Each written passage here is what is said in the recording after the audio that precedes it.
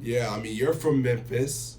I just came from Memphis. This is Memphis business that I have scrolled past almost every time I've seen it. So, yeah. But tell us what's going on.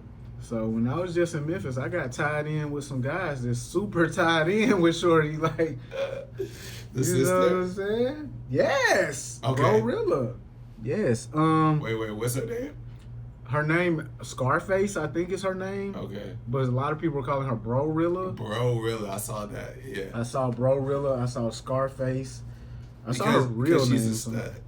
Yes, she is a stud. All right, for people that don't know. She's a small stud, a petite stud. Why is that so funny? That's not funny to me. I'm not making fun of her. I feel like you're taking her. No, it as a just joke. sounds funny to say out loud. Like, What? I'm being descriptive. Okay. yeah, I know you are, but I don't know why it just made me laugh. That's what I'm saying. Okay, so a week ago, this foolishness popped up on everybody's timeline. It just keeps going. Yeah. I moved right past it in the last pod because I don't speak on women. I'm a man, and that's a bit sassy Okay. for me to speak on women, even if they're studs. Okay. But they the bro though. Not to me, bro. That's not my bro. It's still, bro. I have major respect for my students. Oh my god. I do, bro. I mean, unless I'm they not laughing at personally what you're direct saying. me to like of their pronouns, I will respect their pronouns. But still, if it's just I'm guesstimating, I'm gonna approach them on the cis vibe first. Okay. Not like the cisgender vibe, but like Yeah. cis. All right. Okay. So yeah, BroRilla has crashed out on the internet Right. to explain that Glorilla wasn't taking care of the family the right way, bro. Allegedly, which is something I cannot condone. Me personally, when I hear about a family member, we talked about the no contact. When I hear about a family member not showing love to the family, I don't respect that. So when I hear about Glorilla mom still working at FedEx, I don't like to hear about that. Even when I saw her a few months ago celebrating her father's retirement by purchasing him a Jaguar, I was looking at that and I was going, oh, okay, well, he's a grown man. He probably just wanted to keep working and not rely on his daughter. So that's cool or whatever. My father probably worked closely with him. He worked at the post office in Memphis for years. So, Their father. huh? Say that one more time. My father worked at the post office, and her father also just Okay. retired from the post Okay. office. So Okay. might have a connection there. But, yeah, man, it's a lot, bro.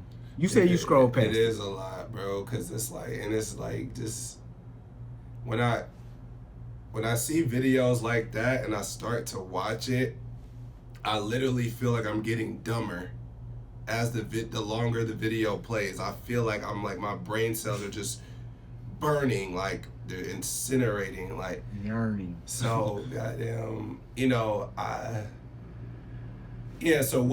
So I want to kind of pose the conversation, right? So, long story short, her sister says, "Hey, you're not taking care of the family," like you said. She looks at her net worth every day, apparently, and gets upset. Pocket watching. Is it still Glorilla's pocket watching sister as a says family she looks member? at artist's net worth daily and gets madder. And she feels entitled to we should share. We slept in the same bed. We went through the struggle together. Hell yeah, I deserve some of the money. That's absurd. Some of this stuff we gotta separate because you can agree with parts but not the whole. So it's like I don't agree with pocket watching at all. At the same time, I still agree with what I just said. If you making money, you gotta take care of the family. So and what is okay? So that's the conversation.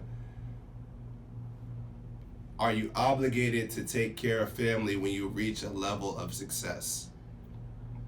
In my opinion, you are obligated to reach back out to the family and put as many people as possible in the appropriate position But more than that, you're obligated to keep your word to the family if you make an agreement about your money that you're making. Furthermore, if you're flaunting this money for the world to see by doing facial enhancements, body enhancements, showcasing baller player lifestyles, your family should be in a position to reflect that as well before you go out and make those sorts of decisions. If you do something alternative to that, it's a personal decision and it's not illegal, but you're a fucked up person. Okay. So I agree with the first part of what you said, you know what I'm saying? Okay, which is what? The you know, help put like you do have a responsibility to help put people in a position like Okay, yes. you know, of financial solvency, like that's what it's about. What about the keeping your word to them part? Like, Oh yeah, if that was an agreement, facts. Yeah. Facts. she told Shorty she was gonna give her $2,500, bro. See, I didn't. So that's You tweaking if you didn't know about that. I heard about this 2,500 thing. I don't know. She said 2,500 was hers, bro. And you over here acting like that's a small amount of money, bro. I mean, but here's the thing. Like, so I don't. It's like.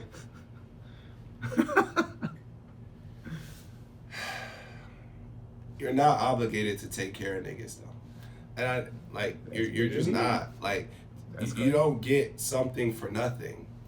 That's true. That's a fact entitlement as well. is crazy. Entitlement is crazy. Pocket watching is crazy. It's like, bro, checking net worths online every day is you're not crazy. I'm not like, you know, so, and then airing grievances, family, business. Online to the is world crazy for clout is wild. Now we've seen that she's made $200,000 allegedly. Oh, BroRilla? Yeah. Since then. That is crazy. The price of her, she's doing interviews. Niggas is paying her. She's doing promo. That's odd, bro. Who was buying products because of Shorty? Bro? Like, you know, oh man. So I just really, okay. The scenario, you know, you're a multimillionaire. Shorty's a multimillionaire. Yeah. You know, it's like what is the plan or more obligation to put the family on? Do they work for you? Do you like open an investment account for them? Do you buy them a house? Like, what does that mean? Do you give them an allowance? What I would suggest... Do you just help out in emergencies? What I would suggest is a family office. Family office. We heard many people talk about this family office. I'm so glad the black community has heard about the family office. I'm sure you know about trusts. Yeah, facts. Right? We build infrastructure around the money to make sure that the appropriate parties can access it, if necessary, in such a way that they don't feel that they're inconveniencing or overstepping, right? And in the way we do that by communicating about the money. Yeah. Here is exactly how much you are entitled to, and here is the reason why you will continue to stay entitled to it. Right. All right? What we don't do is we don't pull up text messages from September with our cousin saying how you like sent them some money, or we don't get mom and dad on the line to go live and suggest that they are 100% taken care of when their own text messages reflect otherwise. We don't have our mother saying, hey, you are not communicating well about promises you made to us, including non-financial promises, just like involving her mother in going to award shows and things of that scenario. Like, hey, you've broken your word to me several times, and as a mother, this hurts me. And the way that the message was written, it looked like a mother wrote it, like with care and intention. So that's where there's enough judgment to go around for everybody. BroRilla, knock it off. If you're my daughter, I will put you over my knee. All right? Glorilla, stop it. I will put you over my knee. Girls, get along, okay? And build some knowledge so that the family can now participate in apparently both of your newly found streams of income. But then I think we get to the conversation as well. Gang, it's not everything it seems. Glorilla is not some sort of multi-millionaire controlling all of her finances and revenue. Right, right. So there's that misconception when pocket watching is involved that, oh man, they got it. It's liquid. They got it. She has access to it. You know, and so Sure he does. I agree with you 100%. You know, I like it. I liken it to the LeBron James approach. Okay. You know, he has close friends, right? Okay. Yes, of course. Yes. His brothers that he came up with, and he put them in position to get an opportunity. Rich Paul, Maverick Carter, Randy. These guys are all individually millionaires themselves and have built businesses. Randy. Yeah, Randy's behind the scenes. Yeah, so Like, yo. they run the companies, like, you know, the production companies, the whole thing, Spring Hill, all that. Okay. And they leverage the relationships, rooms that they've been in. So I'm more on that type of time. Like, I'm never on some, like, I'm just taking care of a grown-ass person. Never. And so... Never. So... But hold up though. When we get to parents, I'm gonna take care of grown ass people. They're older. They're aging. They deserve the opportunity. I'm never in my position without my parents. I don't give a fuck what they did to me. If I won, it's because they allowed that for me. So it's like, is it just like a ATM machine? My parents are wise stewards of money, so they would never perpetrate that. See, but a lot of people are not that way. If they weren't, I would be a wise steward of money myself. And they could shut the fuck up when they didn't get enough. Exactly. So that's my point. Like, you know, people feel that obligation of like, damn, like I gotta do it. Like, yo, you know, you took care of me. It's like, and then they go broke. That's true. So the trust is a great thing. A living trust or revocable trust outlines how money will be distributed, right? What can actually go into the trust? What assets can go into the trust? It can be cash, bank accounts, stocks, real estate, right? All of these things are protected, and it allows you to bypass rather, a lot of the probate and things that take place when somebody passes away, where you're trying to figure out, okay, who's entitled to what. Okay. And I mean, but also, like, I heard Jermaine Dupri say this. He said, never give your homeboy a job he didn't ask for. Exactly. And so, like, because they're not going to value it. It's the same thing with money. If I give you $5,000 just because you're my sister, you're not going to value that $5,000, and you're going to ask for $10,000 the next time. So the thing is, like, okay, if you have a skill set, pick up, like, or even if you don't, pick up a camera. Let me put you on payroll. I can get a tax deduction from this, right? You have W-2 income at this point. Can I see your phone? And you can then show this to a lender and you can buy a house, right? Because you have income, as opposed to just receiving cash that you'll just blow through. I'm not just gonna buy you a house, because then you have property taxes and you have insurance that you have to pay for. Who's gonna pay for that? Like, right? So. But here's the thing, bro. I think Nicki Minaj said it best. Oh man, I think Nicki Minaj said it best. The best thing about these Trump accounts is some of the kids might learn financial literacy to teach it to their parents, because a lot of parents don't have it to teach to the kids. You have to have the conversation with them. Yeah. It's deeply important, the conversation that occurs. I want to pull Ken Ritchie, a billionaire. This is how him and his family do. I've had this clip for weeks. Kids, right? I'm not going to correct them by not telling them what they're. If I didn't raise the kids right, I'm not going to correct them by not telling them what their net worth is. We've chosen as a family not to disguise and not to hide from our wealth, and so we have family meetings every quarter, and we're passing on wealth at this point in time. I'm not waiting till I die. I want to watch my kids enjoy their wealth. Wow. And so we're passing on wealth to them now, and we're helping them manage through it, and we're helping them navigate. We have a family limited partnership that any of the kids can borrow from to start businesses. It's at those meetings when we sit there and we talk about you can get your hands on net worth, and what are we preserving here, and how are we using it, and exactly where are we giving money to, which I've made them do since they were young. I want to hear just a little bit more about these family meetings. Okay. How often do they happen? Do you have an agenda? We have them quarterly. Every year, once a year at the big meeting, I walk through the estate plan.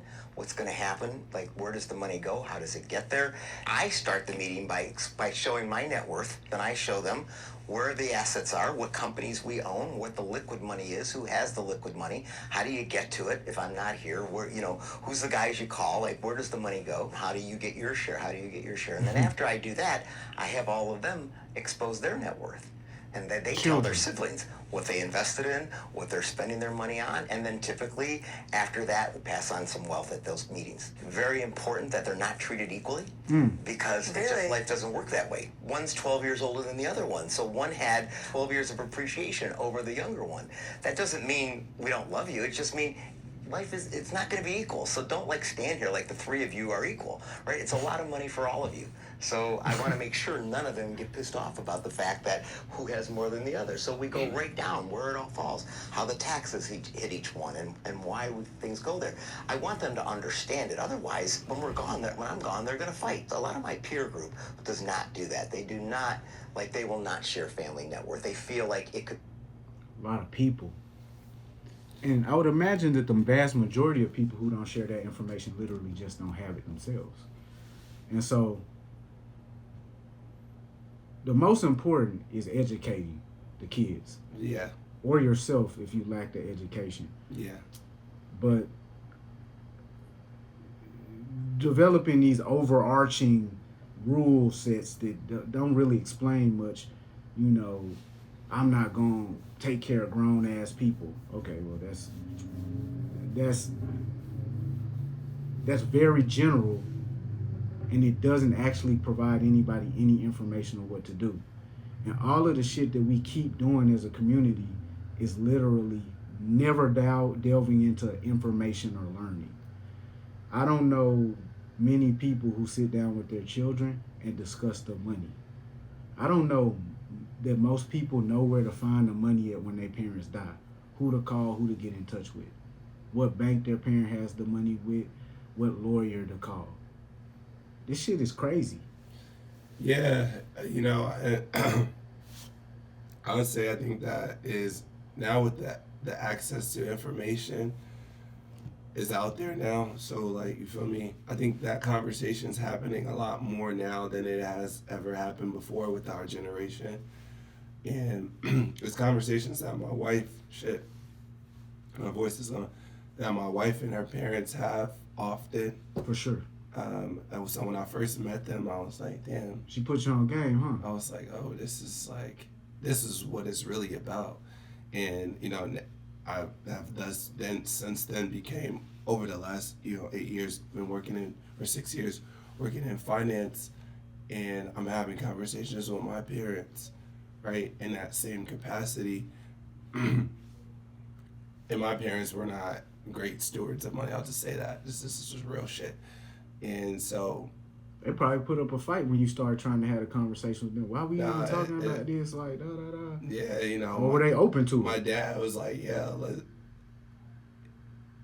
It was at first it was oh, not, you know what I mean? But you gotta say that part, bro, because people gonna get lost there. They gonna go talk to their parents and they gonna be like, well, my mama don't even want to talk about it. Not knowing that yours didn't either. Yeah. You gotta really talk them. Hey. Yeah, it's important, gang. You gonna die.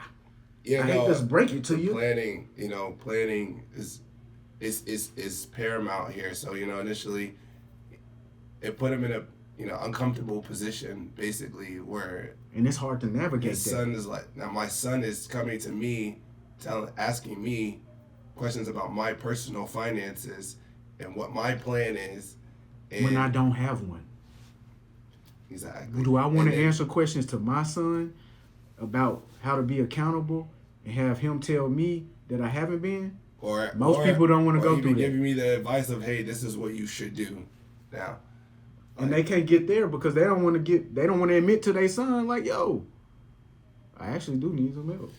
I actually don't know what's going on. So these are the conversations, bro. We actually have to, you got to go to your parents. You got to face the rejection. You got to go to your kids. You got to face their obstinance. And we got to start being good at math. We have to start being good at word problems. We have to start taking an interest in these sorts of things, men and women.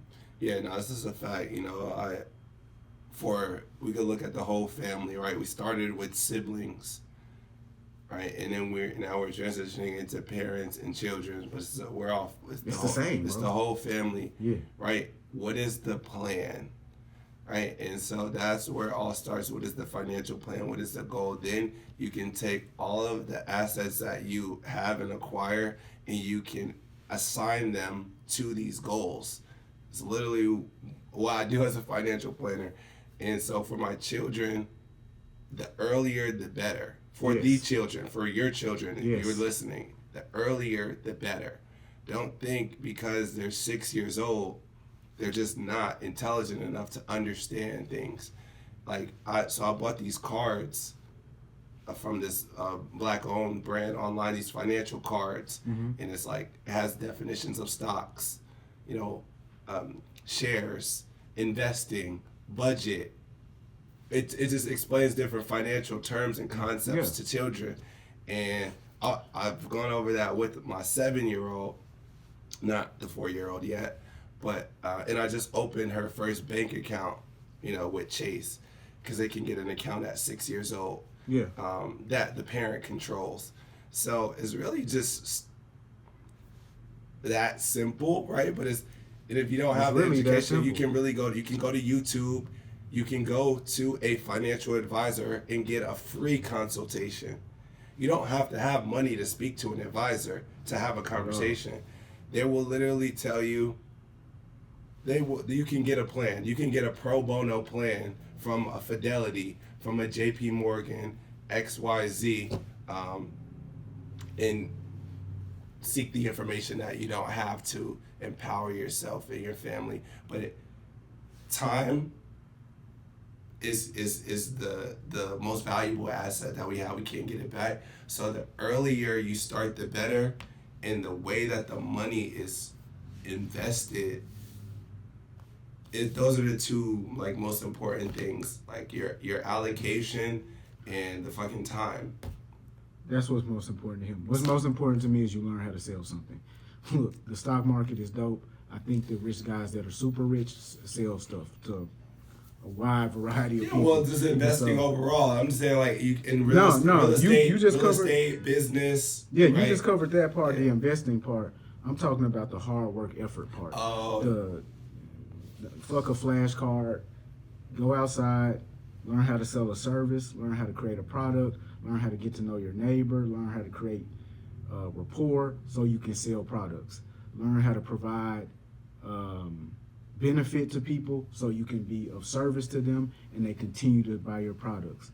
Learn how to invest over time, stay consistent, keep your head down so you can sell your products. You can build your wealth through that vehicle as well, and then place it in a security on the back end and allow that money to appreciate over time.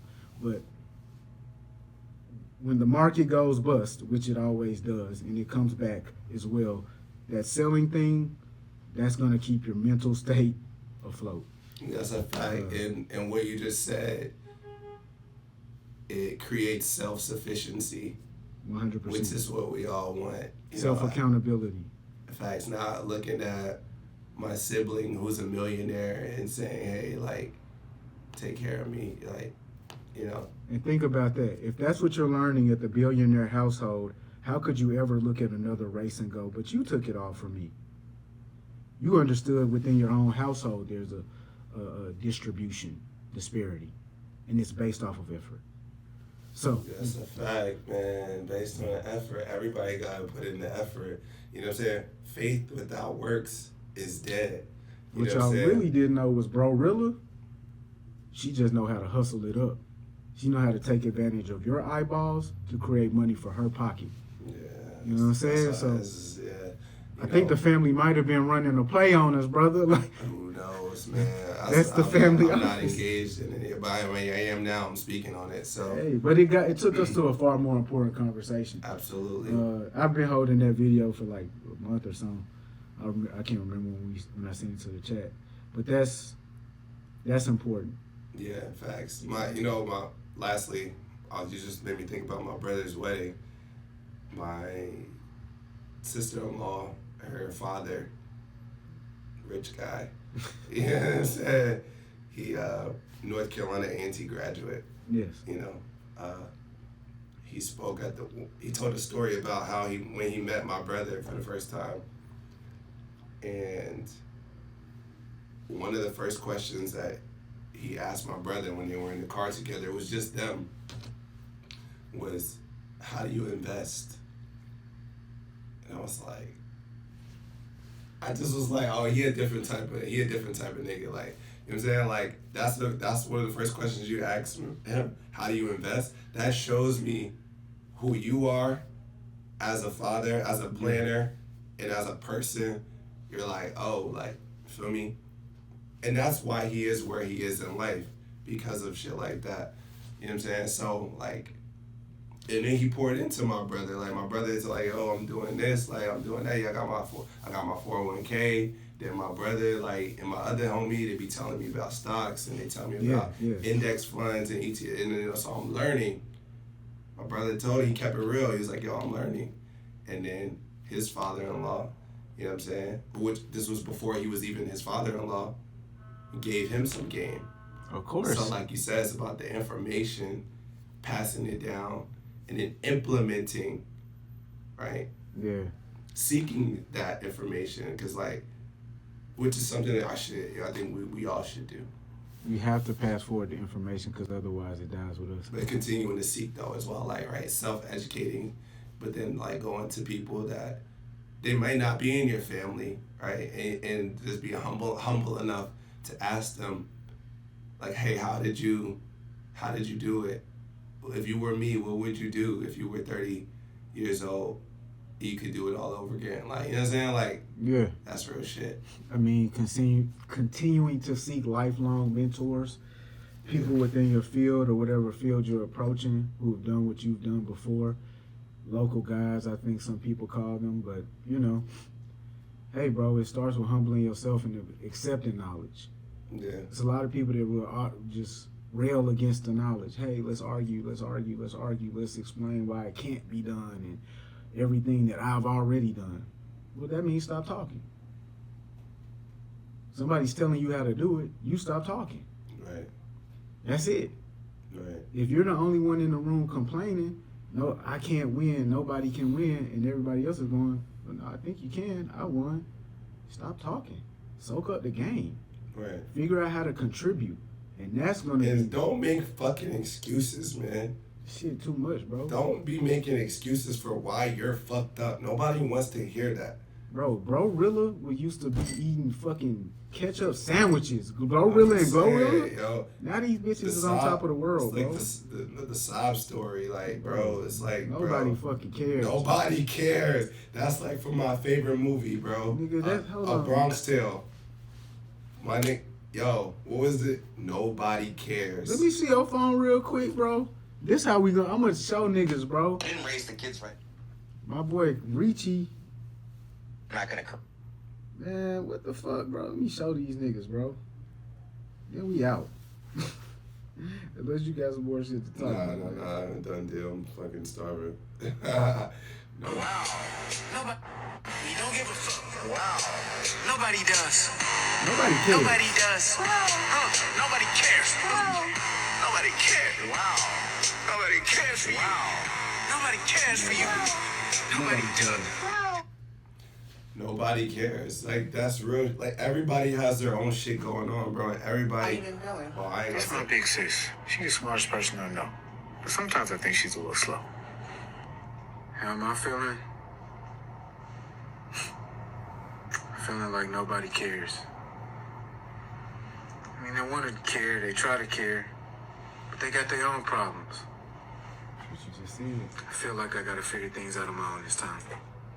That's what it is, gang. Yeah, I get it. Well, what'd you think about that Drake and Kendrick? See? I told you. That's real. Nobody cares, nigga. Dad coming we soon. we care about you guys, and we really deeply care that you are tuning in weekly, daily, that you're listening on Spotify and Apple. We care that you've subscribed, and we care that you're a part of the Heaven on Earth Society. Nah, that's facts. So, And we're quickly learning that y'all favorite part is the political corner. So we'll be back next week with some Epstein updates, yeah. some Democratic shenanigans, some Yeah. Republican Damn. racism. You know, fucking talk about the Obama shit, the video, but I can't Do it quick. Okay. What's your thoughts on the Obama video? I didn't watch it. I saw that there was a post on Truth Social that likened Obama and Michelle Obama and Barack as apes or something. Yeah, you didn't watch the whole post, bro. Nah, bro. I didn't watch the whole post. Go to the thing real quick. Scroll up, bro. It's simple, bro. So you sent the thing to the chat. My response was fucking idiot. Yeah, you did say that.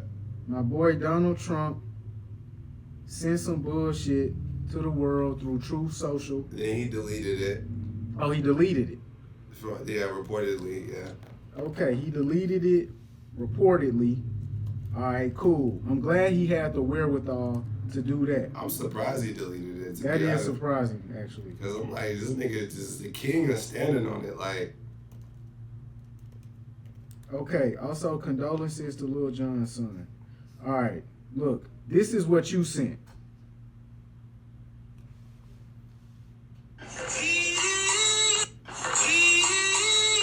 yeah. Okay. That's all I saw, basically. You sent that. I looked at that. I said, fucking idiot. There's my reply. Fucking idiot. I hate him. Then I saw this girl, and this is what she showed. Okay, I had to stop what I was doing and make sure you guys see the full video that Trump retweeted featuring Obama and Michelle as monkeys. Here it is.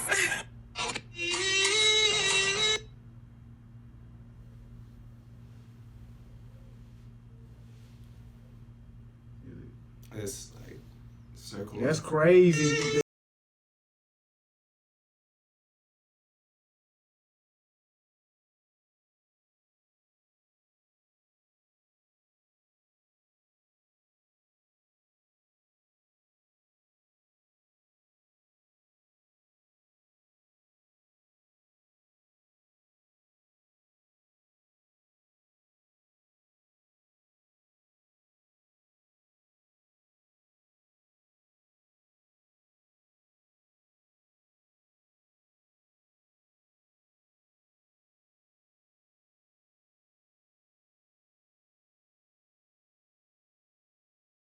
The king of the jungle in this video. He's a lion walking amongst these other animals Yes. that are Democratic Congress people, politicians. I think there were Republicans and... Oh, it was both? Yeah, it was both. See, some people I didn't even recognize, ain't gonna cap.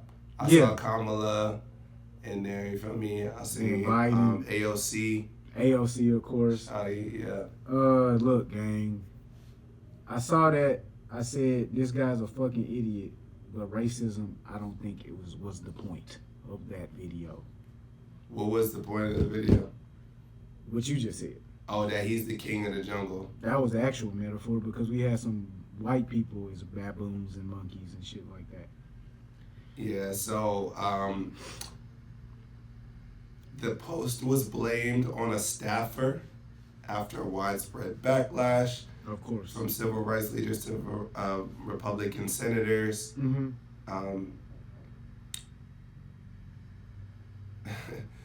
The deletion came hours after Press Secretary Caroline Leavitt dismissed fake outrage over the post. After calls for its removal, including by Republicans, the White House said a staffer had posted the video erroneously. The president said that he did not see the full video. I believe that was what was said. And I liked the beginning. I saw it and just passed it on. And I guess probably nobody reviewed the end of it, he said. That's what President Trump said. I liked the beginning, but I didn't review the end. Okay, well, he said that my shit is reversed. If he only saw the beginning. This is from the AP News. That's what Trump said. Trump answering questions from reporters accompanying him from Friday night aboard Air Force One, said the video was about fraudulent elections and that he liked what he saw. What? Okay, I didn't get any of that from what I saw. And he was about fraudulent elections. I didn't know who was gathering fraudulent elections from that. Like, I'm gonna have to review. I'm gonna have to see him say that out of his own mouth because that doesn't seem realistic. Asked if he condemned the video's racism, Trump said, "Of course I do." Okay, well, he did condemn the video's racism, so. Man. What more can we ask from this guy, bro? That'd be a fucking dumbass. That was some stupid shit. Bro, I'm not gonna lie. That's some shit that I feel like would be floating around my mom's office that they would laugh at if it wasn't political. It's like, that's some old school lame shit. And then you using the staffer as a scapegoat. They said, "Oh, please fire the staffer who posted it." Well, listen. I'm gonna be real with you. Look, if you had this part I'm gonna be real with you. I'm gonna be real with you. All right, he probably does have a staffer. As soon as you can be done posting, will you be posting? As soon as you can never post another post again, will you have a staffer do it? Oh yeah. I don't think Donald Trump's posting no fucking Truth Social. He does most likely have a staffer. I don't think that it's nigga's very posting convenient to say like, "Oh, like do you I really didn't think do it. Somebody else did it." Okay, that is convenient. Do you think that Donald Trump or any other celebrity is actually like posting, bro? Would you be? No. I wouldn't. I'm that. So that part. Somebody else is running the socials. Bro, please run the social. Yeah. I don't want to do that part. So that part, I believe. I still think his the environment he has built has allowed people to make mistakes like this. It's Black History Month, man. What we doing? Black History Month. We talked about that last year. Yeah, bro, I don't care. We should post that. But again, man, I think, for the video, people were not surprised by this type of shit, and it's just like, what more do you even make of this? Like, because there's nothing to make of. That's my thing. Like, but there's nothing like the outrage. Okay, so people are already, they either love him or they hate him. There's no. Yeah, it's and so the people that hate him, it doesn't change. For the people that love him, maybe they might have been disappointed that he took it down, but it doesn't increase their adoration for him. Bro, what I want you to really understand is, or truly try to believe within your heart, even the people that support him didn't support this. That's a fact. So nobody's like. There may be a minority of. There's probably a minority of people that were saddened by the fact that he wasn't trying to be racist. I don't even think that's even a real fraction. I think anybody who actually is racist doesn't care about this post. You know what I'm saying?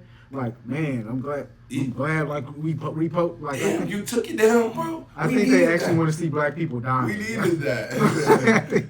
So I don't think anybody was excited about this post. And I think that this is the sort of thing where we say, okay, this guy's childish. I think this is the part of Nicki Minaj that we ignore. Gang, let's stop looking at the tweets. Can we not ever look at any of these people's tweets again? If we take away all the tweets, isn't Kanye innocent? If we just remove the tweets, bro, isn't Ye innocent if we do that, bro? We'll find out more next week. All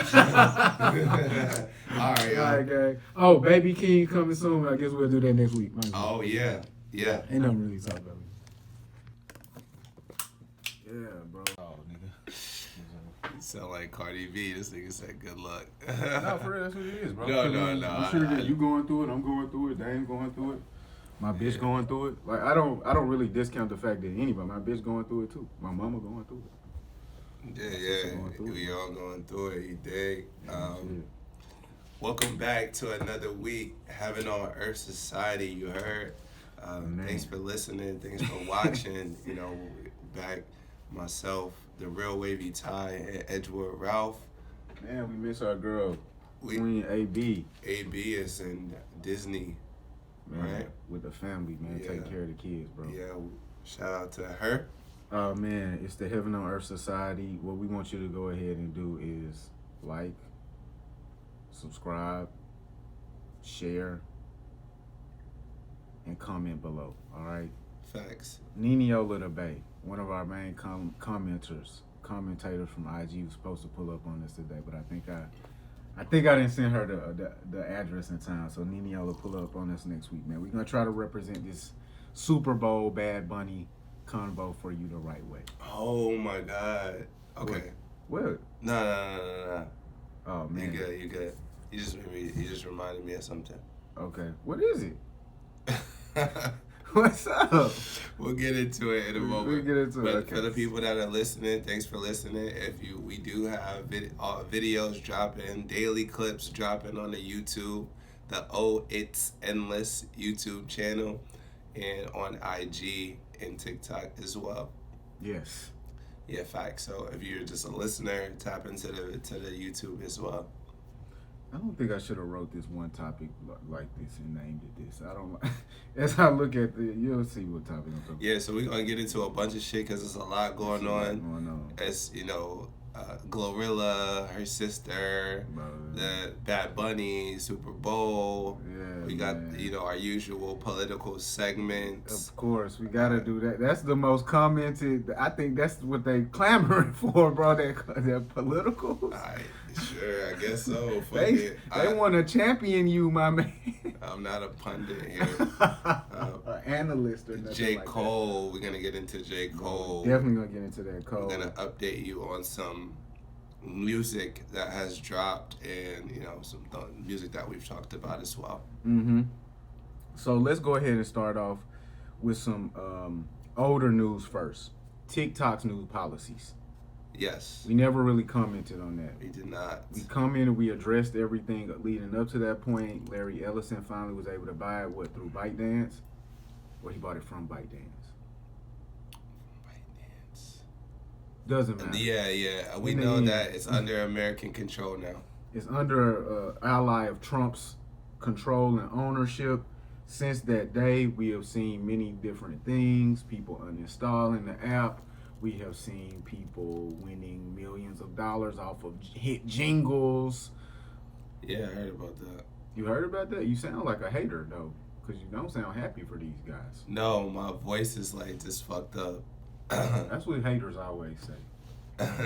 You're right. It is ByteDance. That's who bought it? No, Oracle. Oracle bought it from ByteDance. Oracle led by Larry Ellison. Right. Okay. Yes. And ByteDance retains a 19.9% stake. Okay, that's fair. Yeah. You know what I'm saying? You started the trap. We just took over it. Yeah. And took it over, did they? They did. Yeah. They have already outlawed apparently many forms of speech. Yeah. There's apparently a political agenda, which I myself experienced. Yeah, day one. Day one. Day one, you were posting about the Minnesota thing, and the shit was not going nowhere. Nigga, it's still at 7 views. Damn. So, suppressed. If you're one of the 7 people that saw that, thanks. I'll grab you a cup of coffee from the store. Is that what they say? Look, in addition to that, I've had the new hashtags Fat Joe, the Fall Off, Aged Better, all be flagged as against community guidelines. You know what I'm saying? Fat Joe, I guess, is a slur against fat people, though he is a world-renowned performer. Yeah. For years, great storyteller, podcaster. His content has to go on TikTok. Yeah. At some point, The Fall Off, It's weird. which is the name of a J. Cole album, which is tearing up the charts. I think they flagged me as a hater, bro. I think it's just me. I think it's like a Draymond situation where I've gone too far, where they just not even giving me. I tried to do the fall off, and it didn't work for me either. Well, for real? It didn't pop up as like a, like when you type it in, Yeah. you can see how many posts are related. It just didn't even. Oh yeah, so you stopped. Nothing populated. No, I kept going. Yeah. Nobody's gonna stop me. That's what I see. So uninstalls were up 100 of TikTok were up 150% in 5 days. Mm-hmm. People was getting rid of that shit. People were getting rid of that shit. So,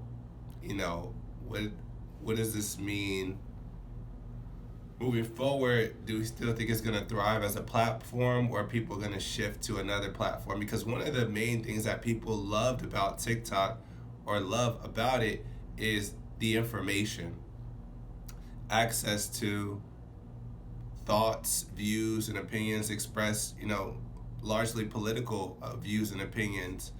And a lot of those influencers in that space, a lot of left-leaning people are saying, hey, my account's about to get banned. They're about to delete my account. I saw Conscious Lee. He said that just most recently. Yeah. And other creators are saying the same thing. So this is what I'll say. I haven't heard anything about this since the first week. I think it was largely just fright. My account hasn't been really flagged since that point in time. I haven't. But you don't really. We kind of more like music based. Like it ain't really super political. Like on some like. Yeah, but I do post political stuff with. Yeah. Day one, shit was flagged. So. Yeah, that's weird. Yeah. And so but I haven't experienced that moving forward. I'm not really sure if other people are experiencing that. But are people gonna get off TikTok? No, because they don't have anywhere else to go. So it is what it is. It's like if your school band's wearing red hats, are you gonna go to a new school? No, you're gonna start wearing yellow hats to mean the same thing that red hats mean. So people will shift their shorthands. Because that's what people have done on the internet for years, make up new words or new spelling, like S-E-G-Z, segs, instead of sex. Things of that nature, tards. They'll shorten words and stuff like that just to get past the censors, and it'll be all good.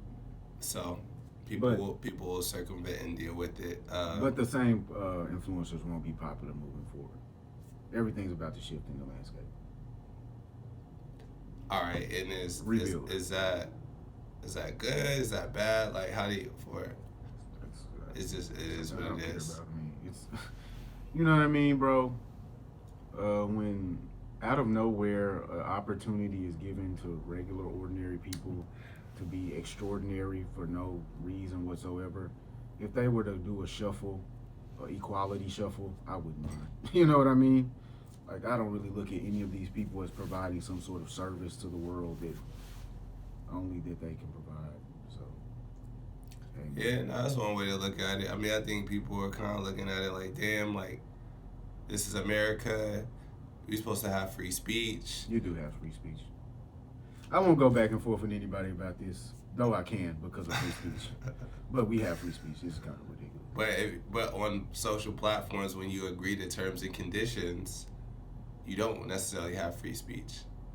How is that? On those platforms. Because if you say things that they don't want you to say, or that they don't condone, or that's against their guidelines, you can't freely say whatever you want to. Okay, so I just actually watched a clip where a guy was super pressing the Substacks guy about free speech on the Substacks platform. And the thing that he was getting pressed about, the owner or founder or whatever, was getting pressed about was whether or not somebody could say, I don't like brown people. A brown man was pressing him, like saying, well, you can't let people say that. And the guy was like, well, I just want to have a platform dedicated to free speech. Mm-hmm. But this guy who supports free speech is telling him he has to control the things that people say. So for me, I don't really understand the parameters of free speech and where it's when it's applicable and when it's not. I guess. Yeah, I mean, these companies, they're publicly traded companies, right? And they're owned, as it relates to social media platforms. Yeah. X is owned by Elon Musk, right? We can't get on X and just say whatever we want. I think you can say far more than when it was owned by Jack Dorsey. I think that was the whole thing. What can't you say on X? From my understanding, if you say something that is, I don't know what their community guidelines are. That's what we got. I'm sure they we have. Gotta go I'm to sure they have some, right? They have to have some, guidelines. and so them having rules or guidelines for things that you cannot say, like harassment, bullying, threats, violence, and certain shit like that. Like you can't say those things. Okay. I mean. So that's not full free speech in the sense of like. Which part are you arguing for? Because I'm a little lost. What are you arguing for right now? Free speech. Well, I'm asking if free speech exists, or we were talking about whether or not free speech exists within social media platforms. I mean, I think that is a very nuanced question because, like you've already pointed out, there are community guidelines on all of these platforms which try to restrict certain types of interactions. And in that way, you are going to be limiting free speech. Because the idea that somebody can't say, I don't like brown people, if they don't like brown people for whatever reason, that does limit free speech. But it also is trying to protect an environment, right? Which I understand. So I want to understand from the people what they want. Do you want free speech or do you want unlimited speech? Do you want protected speech? What do the people want? That's a good question, y'all. Let us know. Yeah. What does that look like? What does free speech look like? Yeah. As it relates to social media? What does that actually look like? And I think what it really boils down to is the oldest doctrine is that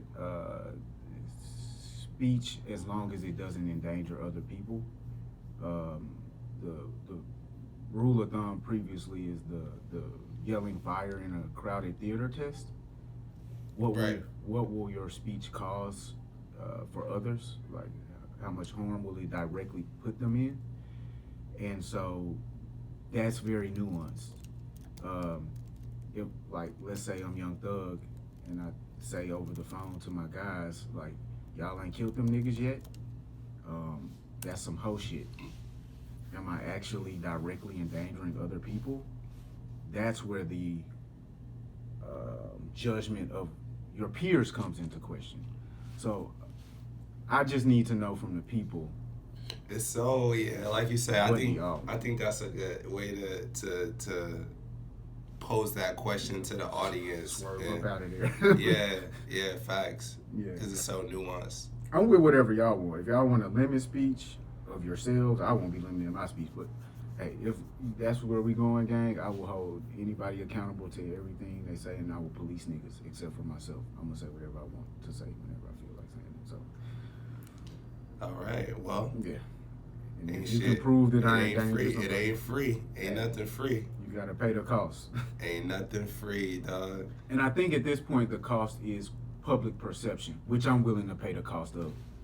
Gang, I say whatever I like. Okay. So with that being said, I will not say whatever I like. And there we have it. We'll get into the comments from the commenters soon. Okay. But we'll keep that part in mind. Okay. Okay. So podcasts are going to Netflix. Yes. Breakfast Club is going to Netflix. Podcast. Joe and Jada, Rory and Mal. Gang, I'm not following you guys over there. I don't know what is your interest in being over there. I'm not following you. So you watch those shows now? Yeah, I was on YouTube. Watch Rory and Mal very consistently when it would drop. Okay. They would drop full episodes twice a week, and then clips, 2 to 3 clips the day before the full episodes. Okay. I would pretty much watch as soon as it posted. Joe and Jada, when they have a topic that I'm interested in hearing about, I would watch them.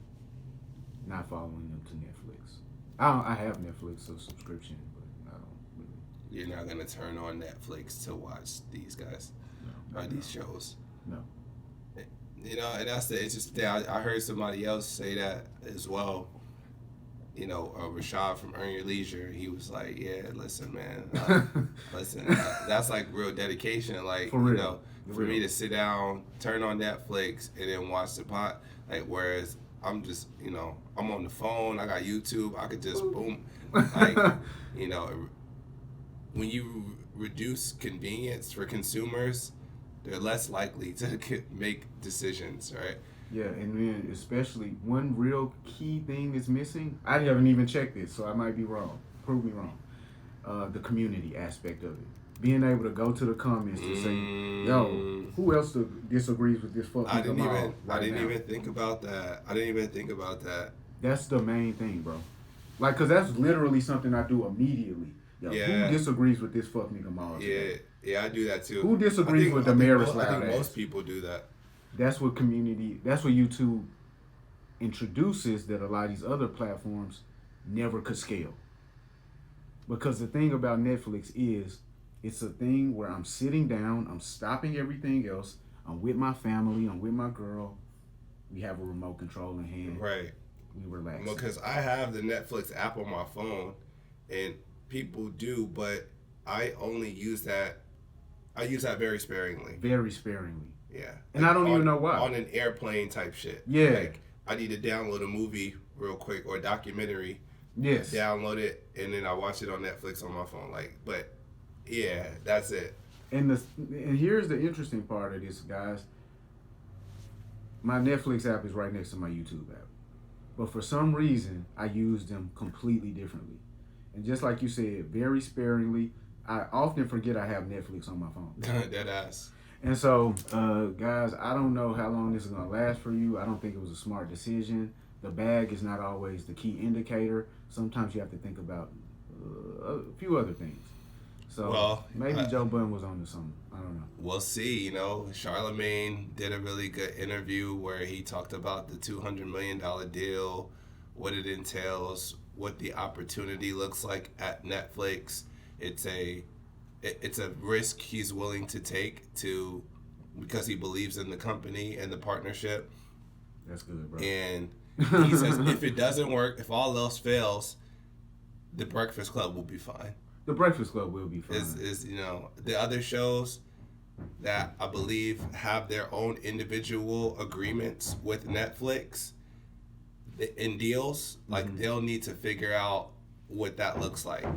Yeah, they're all going to have to do some sort of supplementary audience work because, yeah, YouTube did a lot of work that I think these guys are not didn't recognize. And we always talk about it, bro. This bag, I got to go for the bag. Hey, bro, here's the thing. The audience doesn't care about your bag. They might clap for you and, like, celebrate your bag. And if it's still convenient to them, tune in. But making the main aspect of some sort of new process that they have to go through, the fact that you got a bag, that ain't it, gang. One thing I want to say, though, while we're talking about it, is YouTube tops $60 billion in revenue, surpassing Netflix for 2025. Bro, YouTube has been in front of Netflix for 20 years. It's never slowing down. It's free. It's a free service. Well, this is the first time that Alphabet, which is the parent company of Google, has actually reported YouTube's full revenue picture. So they included advertisement and subscription-based income. And I think, you know, this headline is timely because they're actively competing and have been actively competing against each other. Netflix has been in the news lately with this whole Warner thing. And so I think this headline is showing like, oh no, YouTube, now we're really where it's at. And Netflix is trying to compete with YouTube, hence why they are gathering these video podcasts. Facts. We talked about all of this a few weeks ago. Yeah. And at the time we talked about YouTube making a big push. YouTube is at this point, I'm not really sure the percentage, but they have a major percentage of people watching on television. They've just gotten the Oscars contract. They've just separated themselves from Billboard, and now you're informing me that they're, for the first time in history, introducing you to the financial picture of what's going on in YouTube. Gang, I don't know if that indicates to you, we coming out. Like, one thing that I do, I told you this before, I don't really ever talk about money, especially when I'm winning. Like, when I'm super up, you will never understand, like, how much money I'm making. If I'm in front of you, take it back to the State Farm, right? Mm-hmm. Saturdays. One key component of Saturdays is people talk about their bonds. How many bonds they got. If I really ran off on niggas on that Saturday, I'm going to tell them a low number. 4 or 5. The reason why is because I don't want competition. I don't want people to think of me as competition. I don't want people to know of me as competition. I want people to underrate me. And so I think that's what YouTube did by withholding this financial picture for so many years. Because if you can really think about the trajectory of YouTube, starting with cat videos, moving onto the phone in a heavy way, then we're getting podcasts, then we're getting actual sorts of programming, now they're adding movies into it. You can actually go back in your mind and remember, people are starting to use this medium exponentially more than they use any other medium. Radio, television, anything. Yeah, for sure. So, bro, I want to break it to you. This isn't the first time that they've been. You're just saying like they're just telling niggas now. They want it to be in the background. They want it to be the thing that people criticize for not being legitimate. They wanted people to little bro them to the point where they didn't compete with them. Try to shut them down. Silent. Yeah, no, that I agree, and because this is a rather timely announcement, or time, this is a timely moment to report your earnings all of a sudden when you haven't done it since 2006. Yeah. And Netflix is in every headline, right? YouTube surpasses Netflix. So subliminally, what that does, it's positioning you to consumers like, oh, matter of fact, yeah, I use YouTube every day. I actually don't use Netflix every day at all. And there's no reason why I ever would. What am I paying for Netflix? I mean, we talked about but this. Netflix, all things considered, what am I paying for Netflix? All things considered, Netflix is a great company. Yeah, I'm sure it is. And they're doing extremely well, and we're not gonna sit here and act like they're not. I mean, it's not about the competition. But what I'm mainly doing. I'm not talking about Netflix. We're talking about YouTube. Yeah. But what I'm more so talking about is the people who left YouTube because of their perception of Netflix. Yeah. It was a mistake, gang. You guys made a huge mistake. We'll see. And people, you are right. People like Charlamagne, iHeartRadio, Breakfast Club, they will be able to recover. Yeah. Rory and Mal, hurry back now, because I'm telling you, the viewership number is going to drop. You guys are podcasters. You don't have any sort of notable, real reason for people to connect to you, except for the fact that they connected to you yesterday. Hurry back now. Somebody's going to take your slot. I wonder how long that the deal is, but we'll continue to update y'all on. I'm going to tell you a story, bro. One time I went to baseball camp. I'm the shortest guy ever to live. So I went there. I earned my spot as the shortstop at baseball camp, man. That was like, yo, this guy is going crazy, like, da-da-da. I went to basketball camp for 1 week. Baseball camp was like 3 months. Basketball camp was 1 week. It was with Penny Hardaway. I couldn't miss this. Shout out, Penny. I got back from basketball camp. The nigga had took my spot forever, bro. Wait, you got back to baseball camp? Yeah, from basketball camp. I left for 1 week, bro.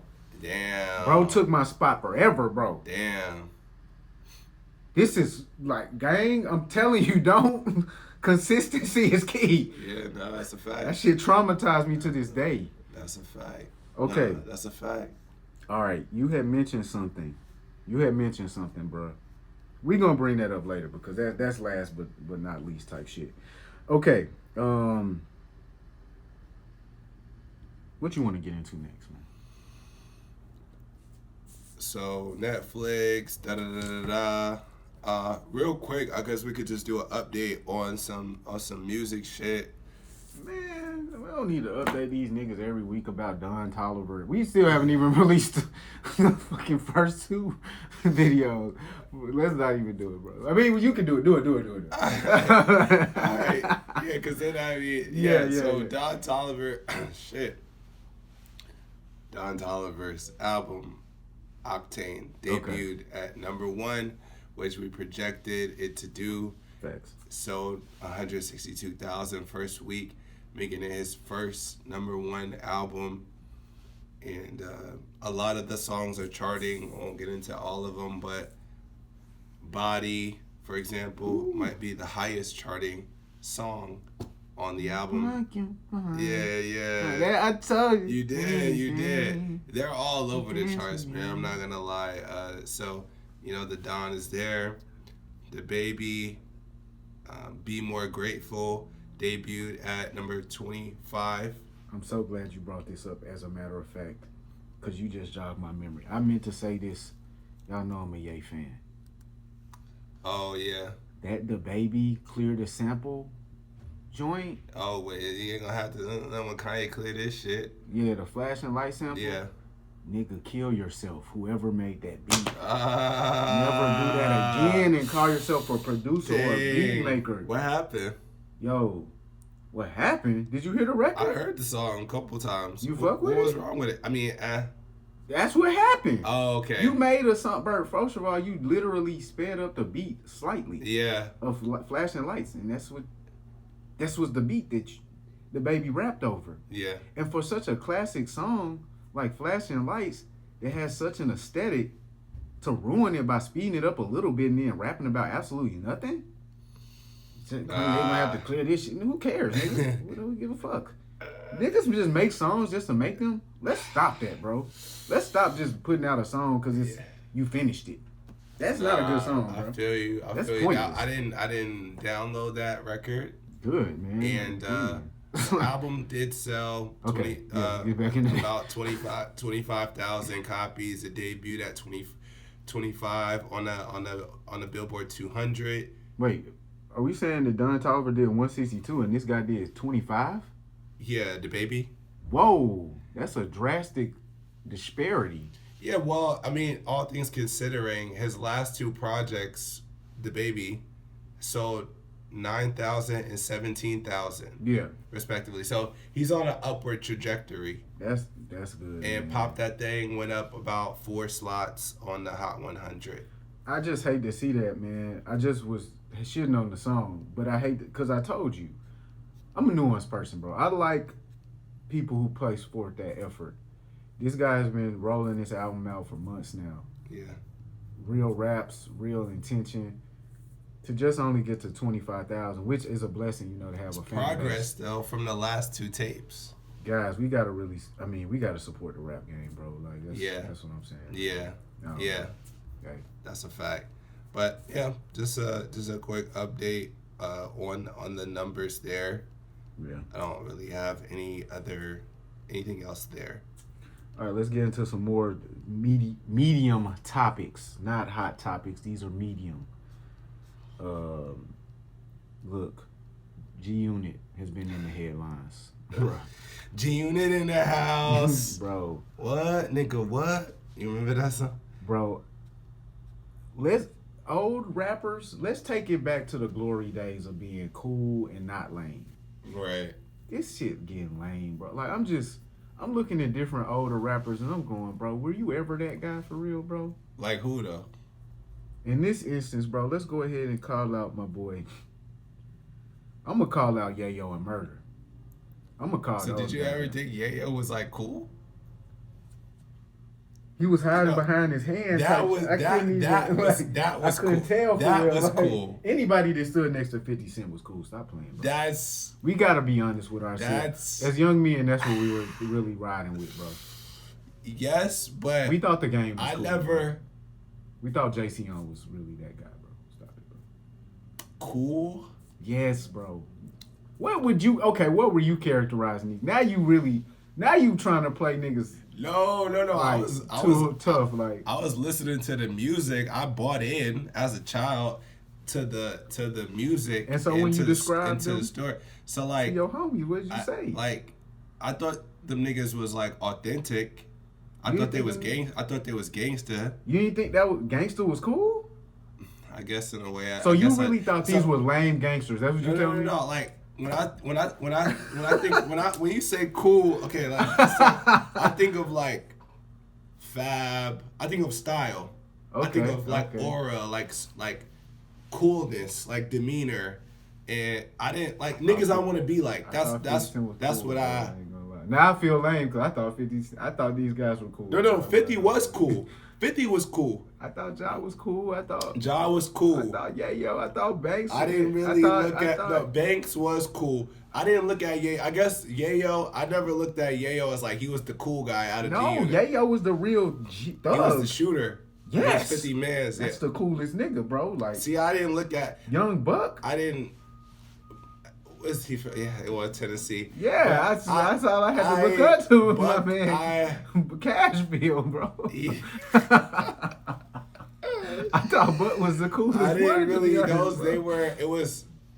I mean, the game. I fucked with the game. I guess back. Stop playing like you really thought the game was cool, bro. Stop playing, bro. I mean, okay, sure. So, all right, back to your point. Yeah, man, I don't know, bro. The old niggas. I thought these niggas was cool, but I ain't gonna flick. I thought niggas was cool back in the day. Eat Cam, all of these guys, bro. See, now you getting into niggas I thought were cool, like bro, I thought you guys were cool, bro. Cassidy. I thought Cassidy was cool. I thought Fab. I thought Fab was. Fab cool, is cool. Like, yeah, cool. You know, we gotta clarify when a nigga is. We didn't just think it. We still know. Like. Yeah. Well, Fab, yeah, he's a cool guy. But I didn't think Jim Jones. I lost respect for him a lot, but he's cool. Emily situation? Yeah, that was crazy. All right, man. Let's give niggas grace, man. No, for sure. That was years ago. Niggas have households. Niggas be going through shit at the crib. I fuck with Fab, but I'm saying at that time when that happened, that shit kind of like. Yeah. Kind of. All right, let's update these people on why we think niggas are not cool no more. Yeah. Recently, we see videos, antics. I thought Nelly was cool. Sorry. Nelly is cool, bro. Yeah. Well, Nelly, stop the political shit. No, bro. It wasn't even that. It wasn't. He got the baddest bitch ever. No. I'm not saying he's not. I know was indicates that past tense, but Mo. I'm just talking about dirty. No, yeah. Sure. I'm gonna talk about the nigga like I'm Lil Bow Wow.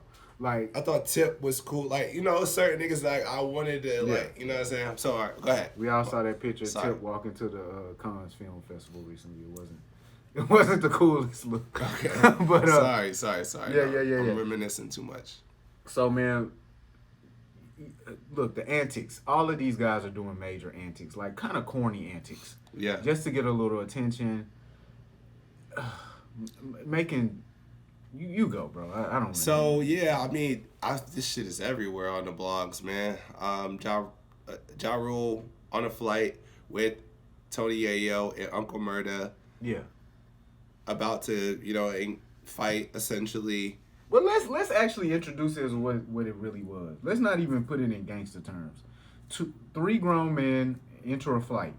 They realize they have animosity towards each other. Yeah, you get on the flight. It's an op. Your op is he's sitting right in front of you on the plane. Let's explain it like they're grown men, though. Like, it's animosity, right? Because it's not you're not ops. Neither one of you are in Call of Duty. You're not CIA agents. You're not opposition. You're old rappers who used to have a beef that may have stemmed from the streets. Okay. Yeah. I don't even know what Murda has to do. Murda wasn't even involved. He just riding with the gang. He just is an instigator. Okay. Yeah, facts. So we got Tony Yayo sitting behind my man Ja Rule. Yeah. I don't know who started it. I'm not gonna lie. When I'm talking about three grown men and I say I don't know who started it, we probably on some that feels crazy. That sounds crazy. Okay. I don't know who started it. All I saw was Tony Yayo post videos.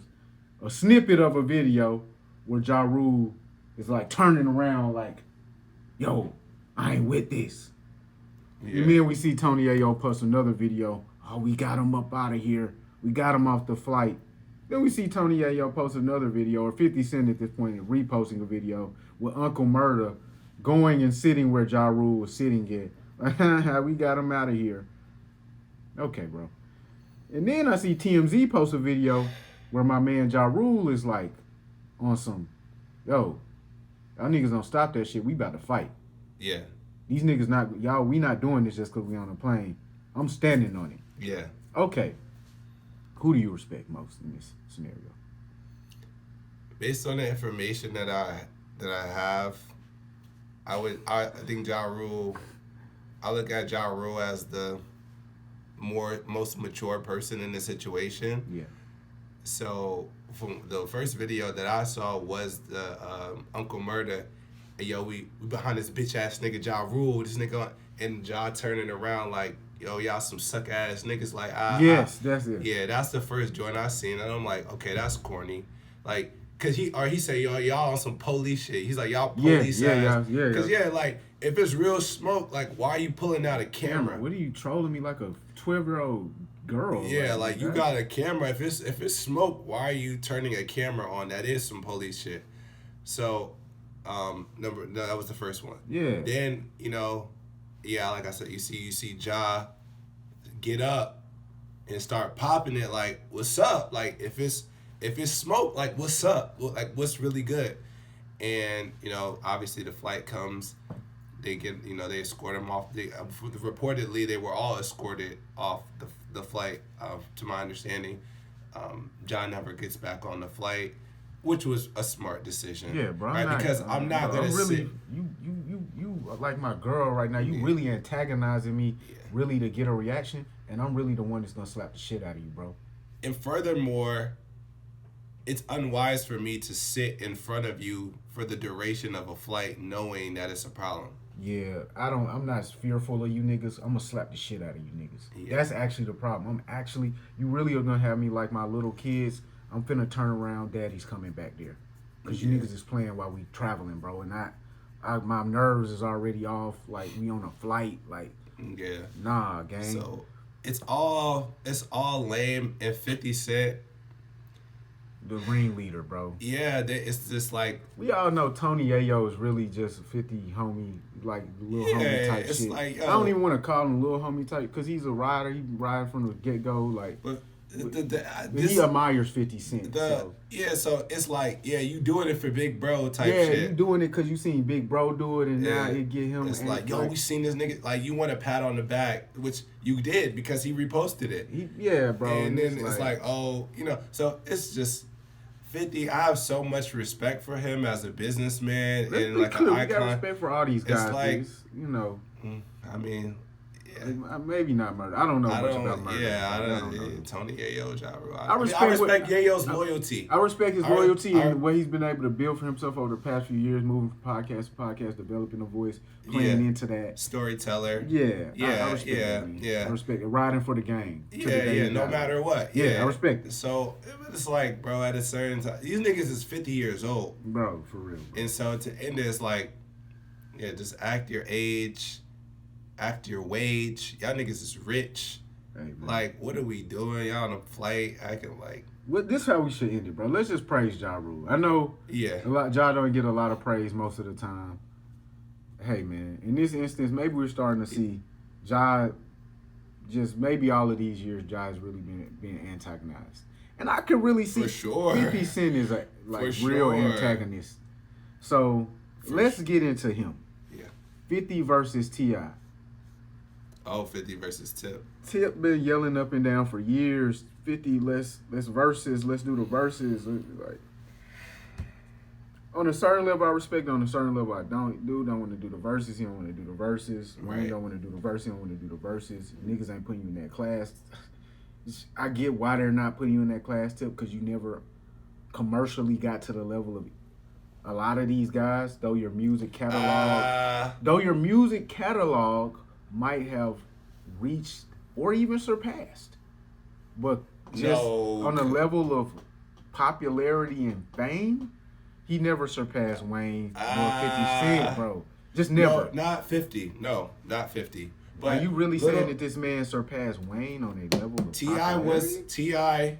in terms of popularity, before, okay, let's go to Paper Trail, which is the height of his career, where he's a multi-platinum selling artist, like movies. He's into movies at this time, right? Yeah. He has pop records. He has street records. He's like solidified. He's tip. He has classic albums. Legend. At that time, you could say T.I. was as commercially popular as Lil Wayne. Bro, just answer the question. Did T.I. exceed the popularity or match? They were on the same level at one point. Him and Wayne, for sure. So Wayne's peak popularity, T.I. reached that. No. At one point, they were both here, and then Wayne went here, is what I'm saying. Oh, you talking about like a soldier period of time? No. After, I'm talking about like. No, I'm saying when you talking about. 09. Okay, yes, I could see at 06 during like when they both had a verse on Destiny's Child. They really was at the same level, and then Lil Wayne just like skyrocketed way out of this earth, bro. And T.I. never. No. I can't say that. T.I. was cruising at a smooth 757 level. Lil Wayne was at Martian. Yeah, I mean, but Lil so Wayne was Martian, bro. Sure. But in 09 and 2010, you know, if we look at record sales, if we look at accomplishments and all. 09, 2010, bro. After Carter 3. You're saying there's a point in time after Carter 3 when Lil Wayne and T.I. was on the same. Yeah, like Swagger Like Us, like shit like that. Yeah, it was a blessing that Wayne let T.I. get on that record. You could say they were on the same level, yeah, for sure, career-wise. Okay, I mean, I respect it. Yeah, I respect what you're saying. And they're friends, right? Tip and Wayne are friends. Their birthdays are days apart. Their kids have a relationship with each other. It's friendly competition, but it's also a way of T.I. asserting himself and, you know, kind of reminding people of his position in the game. But that's what he got to understand. His position ain't that, bro. That's what I'm saying. No. People don't put him at that position. I totally get that. You know, so I agree with you in the sense of like, I think these people are asking him about verses. Like, they're literally asking. So he's this just nigga's on the phone. He's with just responding. responding. Like, tell such and such. Tell. Well, I'm saying Big Boy asked him like, hey, what's up with verses? Like, you know, like when he's on a press run because he's dropping an album. Yeah. And people are asking him about verses, and he's responding and saying niggas is ducking the smoke, or as it relates to 50 and as it relates to Wayne, he's like, man, I would love that, but Wayne is in his own world. He ain't trying to do that, but I would love that, you know? And so I, as a fan of all of these artists, so 50 and T.I., I wouldn't really want to see that. I could go for it. I could go for it because honestly, I think T.I.'s catalog is probably better than 50's. I think he has a good chance of winning that if he plays his cards right. The thing that I'm not really liking about it, the first thing I'm not liking about it is 50's already said no. The second thing is not never doing a versus. Because he already know what it is. Some of these guys, it's a legacy play. Wayne can't do a versus because it'll damage the legacy. 50 can't do it because it'll damage the legacy. Their songs mainly live best in the era that they were in, and I think they know that. I think these guys know that. No, I think it's more so like, so a lot of artists, I've heard them say this. A lot of artists kind of look at verses as, if I do this, it's kind of like on some like I fell off type shit. Like, and the ego play, look, nigga, you're a rapper, nigga. Like, sometimes when niggas really get to the level where they really like I'm washed up and I'm like just going off of my old shit. Like, not even that, bro. Like, look, dog, your job is to rap. When you can't write new raps and sell them records, doing this ego play of like, man, if I did that, I fell off. Nigga, you did fall off. J. Cole told us on the last track of the new album, I was climbing up the mountain, I saw the other niggas falling off. Every nigga falls off. In country music and rock and roll and basketball and in football too. So you fell off. It's been firmly years since you produced anything that was busting up the airwaves. Nobody's waiting for shit So from these celebrate it. So just do have a celebratory Fact. 50 moment. just put out a new song like the beginning of this year. Did you hear it? No. It was a feature on another nigga song, and it's like, bro, it's similar to what you used to do, but it's a disconnect here. So we don't. Yeah. T.I. just put out the new song. Yeah. Let them know. It's cool. It's a banger, but we need that other lifestyle part to really get it out of here. And as a 50-year-old man, you can't give us that lifestyle part. Right. So you fell off, bro. It is what it is. Now, gang, let's do it through the lens of, hey, I owe something as an artist to my fan base. Right. And not this. Like Gucci and T.I. Yeah, like, not this. I mean, Gucci It's a and strategic Jeezy, play sorry. to, like. Gucci and Jeezy, my bad. It's the next step in your career path as a rapper, bro. And it's beneficial, right? And then some Super people, you know, beneficial. feel like, hey, man, I don't need this, hey, whatever. And then for T.I. and Wayne, it would be a good versus. I would rather see T.I. and Ludacris. I think that's a better matchup. Yeah, bro. And they actually used to have real beef, so I'm not even gonna cap like I'm literally genuinely dying to see any of this. If it ever happens, I would never care. It's whatever. It's just like, what would you rather have? So my main issue with it is, yo, bro, when it turns into you a rat now, you a rat, bro. I don't. Yeah. I'm not really here for the childish antics like that with grown men. Maybe the younger guys. But I'm not even here for it with Blueface and NLE or NLE and whoever he's beefing and Chopper. Nah. It's like when we gonna really spit and have some bars, that's when I want to see niggas face off. The Twitter comments, IG comments, bitch made. Stop it. Yeah.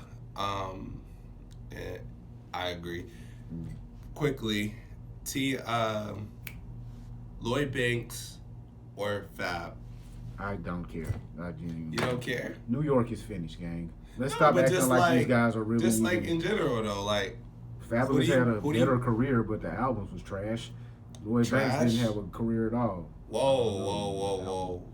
He didn't have Street Dreams, niggas. This is what we, bro. I'm not gonna uplift niggas just because they still in the game. Wait. Street Dreams, bro. The mixtapes was always better than the albums. The albums weren't trash though. You bugging. I remember Baby with Mike Shorey. That was a hit.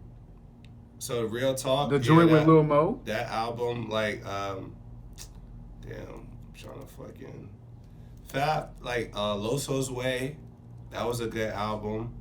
That was probably around what 2008 or 9 or That something. was 2009. Yes. Loso's Way. Okay, I can give you that one. That you jogging my memory. Yeah. And then the damn, what was that? I'm about to pull up Fab.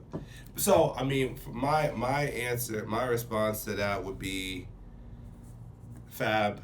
I'd say I'd go with Fab over Lloyd Banks in terms of just they both, you know, obviously kings of punchlines. Yeah.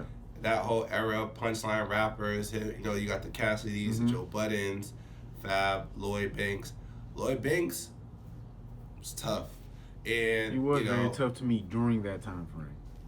yeah, and so I remember being, you know, in 9th grade, man, listening to Lloyd Banks' first album, and The Hunger for More.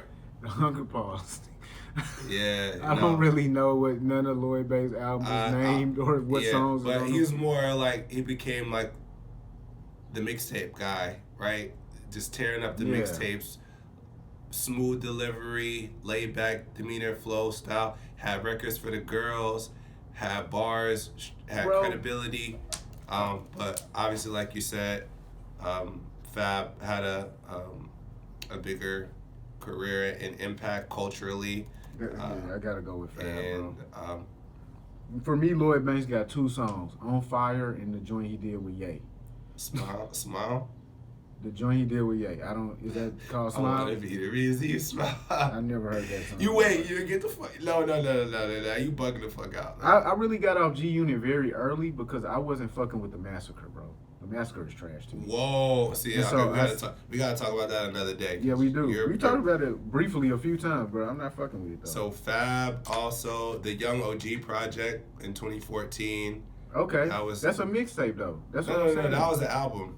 Oh, okay. The Young OG project. What's the summertime series that he did? Summertime Shootout? Those were mixtapes. He did And 3 then of he them. had some no, soul, one of them was soul tapes. One of them was an album. Yeah, the soul tapes.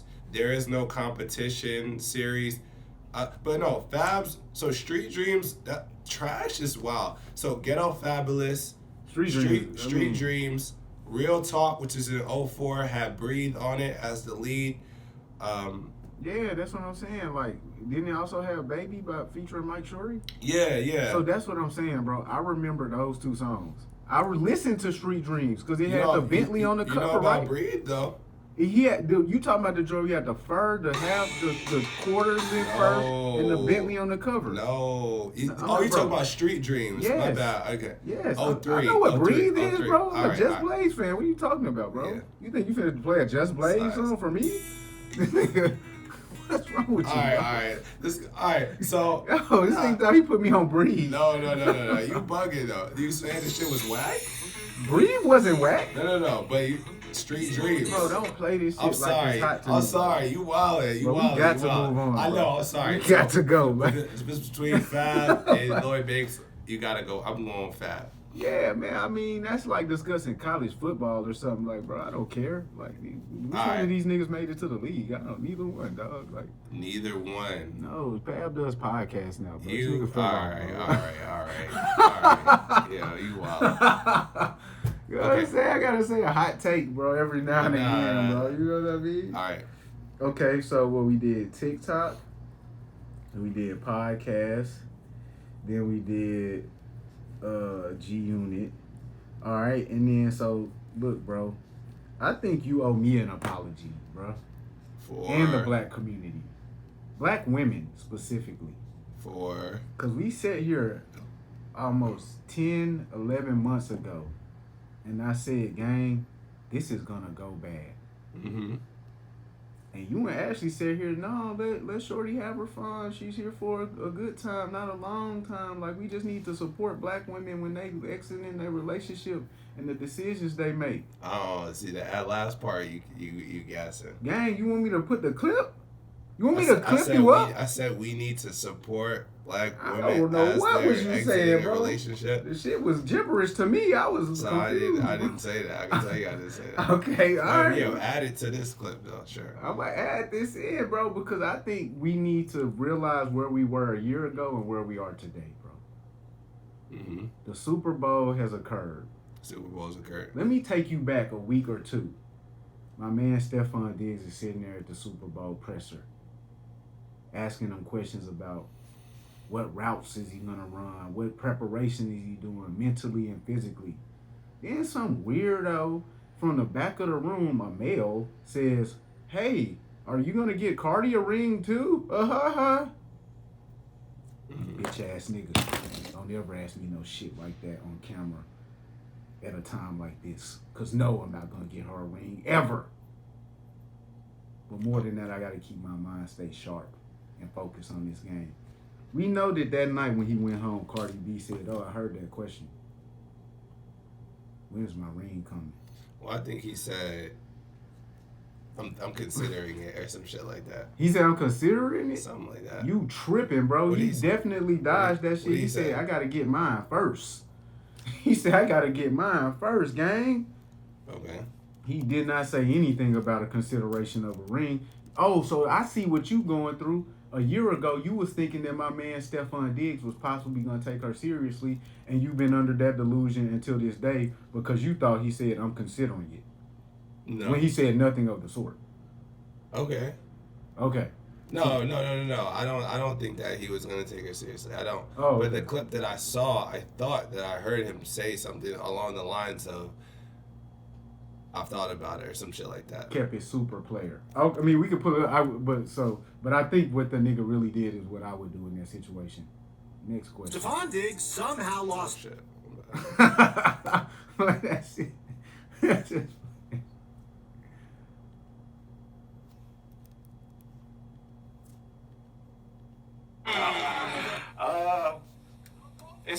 it's on the agenda, maybe, right? It's on the agenda, Hold on, maybe, play right? Okay, I want to hear Get that. mine first, though. Okay. I gotta get mine first. Okay, Stefan, you played that totally fucking wrong, brother. Yeah, like You tweaking, I'm bro. not bugging. Like You not bugging. So, He was. My bad. I thought really it made me think like, damn. I thought there was no nigga that dumb. I literally watched this nigga say that. Did he not say that? That's why we gotta pull up the facts, bro. Yeah. Cause I'm never always right. Nobody is, bro. Right. So but you said it with so much conviction. That's what I do. That's what I do, gang. Me too. I was like, oh shit. Even if it's not true, you gonna think it's true. You gonna believe it? Some is going on. So yeah. So my man's was in that predicament. Gang, males, don't ever ask no other man no weird shit like that's weird, bro. Why would you put a man in that predicament with his shorty? When you gonna marry her, bro? Answer this publicly. that was a weird question, but I mean, it's where we're at with journalism now. You trying to get a little, I mean, Just vow to me that if I'm ever with my girl and you standing there, you never gonna say that question to me. like, yo, when you gonna? Nah, nigga. Huh? When you gonna? Yo, Whoa! When you gonna propose to sis? Whoa! I would never do that. That's crazy, bro. That's dirty, man. I would never do that. Yeah. That's real dirty, man. Okay, so Super Bowl Sunday rolls around. Yeah. We see Cardi B in the La Casita with the Bad Bunny performance, right? She's there. She's in the casita. She's getting her shit going. She's boom. Oh, you want to take them back to before that when they asked her the question like, "Yo, how's Stefan gonna do today? Well, you got any last words for Stefan?" And she hit the camera with that "good luck" and walked off. That good luck was crazy. It was telling. It was very telling. Yeah. She walked off from the La Casita. She blocked my man's. Unfollowed him from Instagram. No, she blocked him. Oh, blocked him. Because he unfollowed her too. Okay. Look, this is what I pray to God didn't happen. My man Stefan got off the field, went to his IG, realized Cardi had unfollowed him, and said, "Ooh, I got something for you." Unfollow. I pray to God that she blocked my nigga, and that's why it showed as unfollow on both of their ends. Okay. I hope Stefan isn't really the kind of gay Whoa. guy. Okay. They say. I was mixing guy and say. I got you. For the record, we're not saying he's gay. Bro, that's making it seem like we were saying that now. No, I know. I'm sorry. This has been a skit. Okay. That was a good one. Okay. Right. So, I'm hoping Stefan isn't the kind of guy they say he is with that kind of sassiness. So, Okay. I'm expecting that she blocked him. And then she went and got in the car on some, ooh, he gonna have to see me now. After she was turning up in the car on the way to wherever she was headed that evening. Mm-hmm.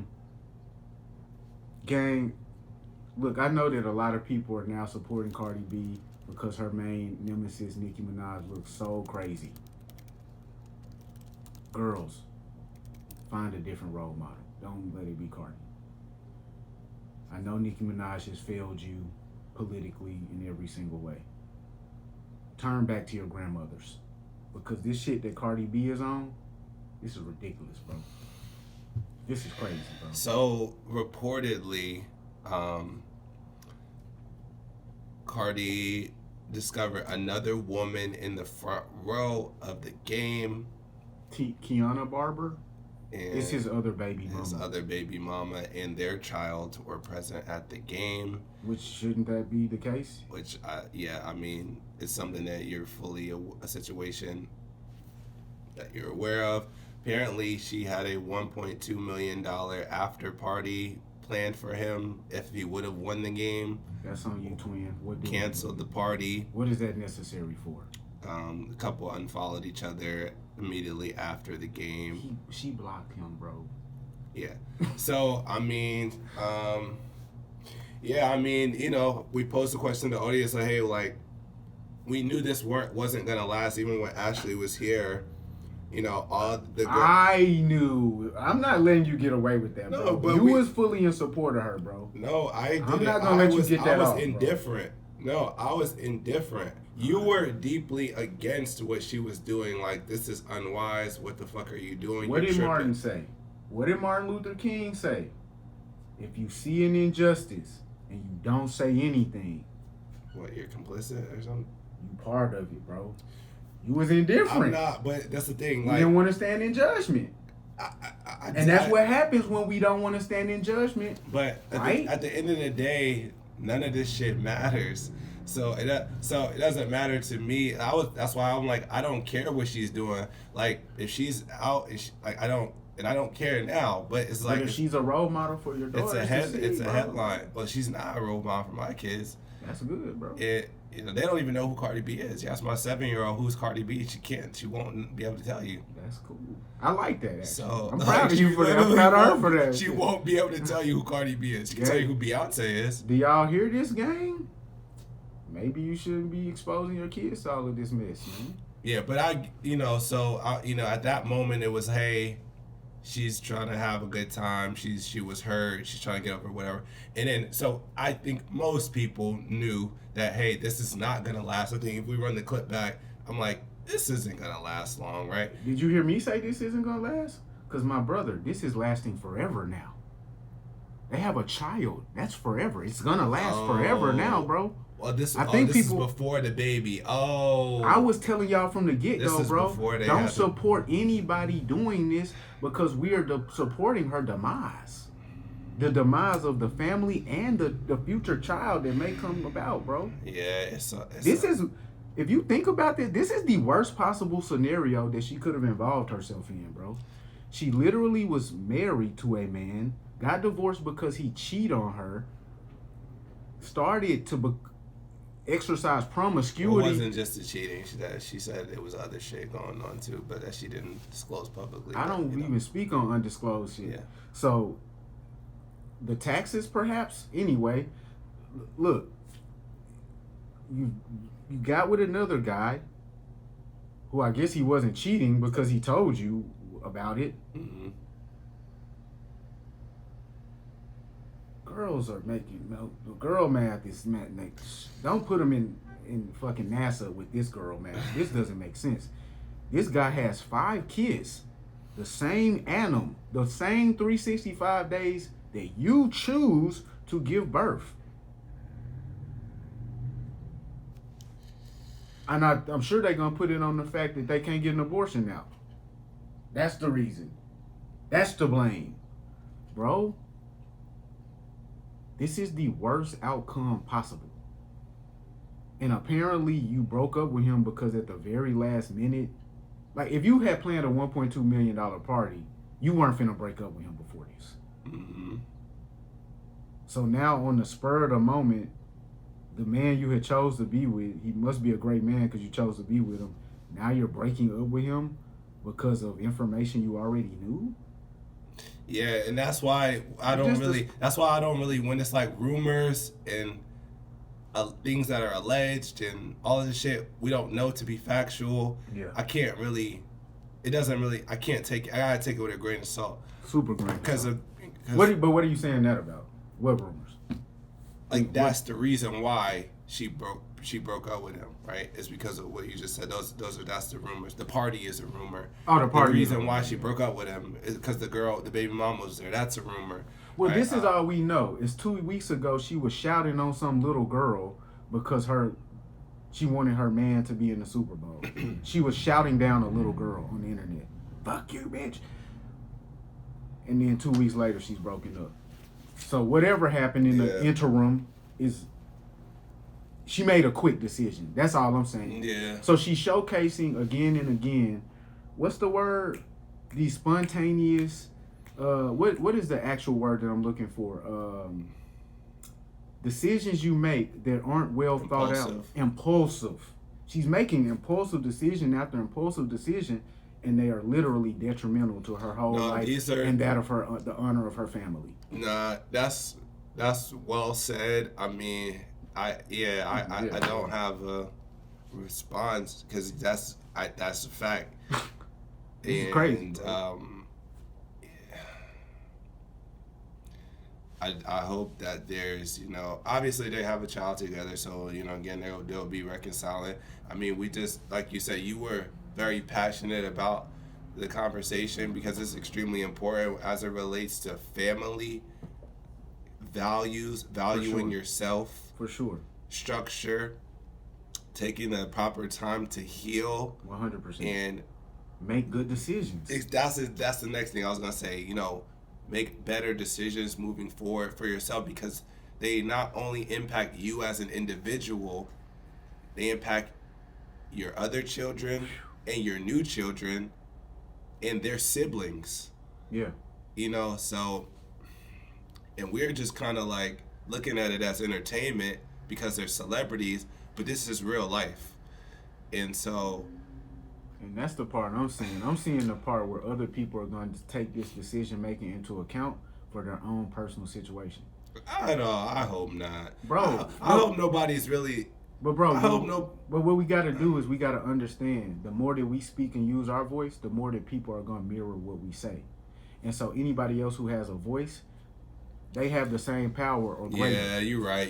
So you're right. when I She look at a does Cardi have millions B, of people that look up to her and some of these and people will make are decisions children based on what. Yes. at this point. Yeah. If I were to say to you that I made no decisions based off of what I heard Jay-Z say, or Fabulous, or 50 Cent, I would be lying. Yeah. I didn't even listen to West Coast rap like that.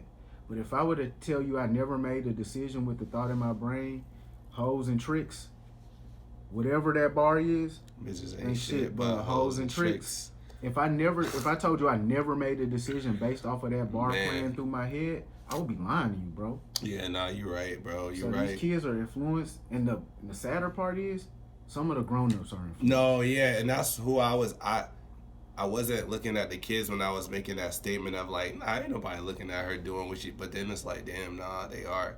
There's hoes in the hood every day that's gonna use this as a justification for their actions. Yeah, that's a fact. That's a fact.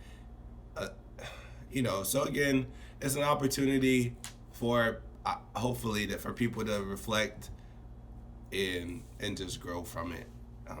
That's really it. Bro. Hey man, did you watch the Super Bowl? Kinda. It was so my kids took over the living room TV and they were watching a movie. I don't remember, and so I had the Super Bowl on the iPad, and I was kind of barely watching it. Well, I was watching it on the main TV. Then my kids took over the main TV. I switched to the iPad, and I wasn't really watching it like that. It was just on. You got hooked on Frozen. You was like, damn, what's Elsa about to do next? Man, nah, I feel like I was on my computer, to be honest. Like I was like multitasking. I'm like doing other shit. Okay, man, busy man. So I don't ever watch the Super Bowl. Never. I don't watch football like at all. I don't Zero like, football. Okay. The Seahawks won, from my understanding. Yes. That's been your Super Bowl segment. Okay, Super Bowl halftime show. It was a defensive game. Low scoring. Okay. Was it 28-13? I don't know the score. I think it was 28-13. Yeah, because I really was not watching that shit. I mean, I had no interest in the teams, any of the players. I had no money on the game. I couldn't care less. So yeah, I just wanted to see. I do like to see high scoring games, entertainment, which I believe. And it was not that. Seattle was running the fucking ball down their throats easily, and it just was kind of just like, this shit was not entertaining. Okay, well, apparently the halftime show was pretty entertaining to people.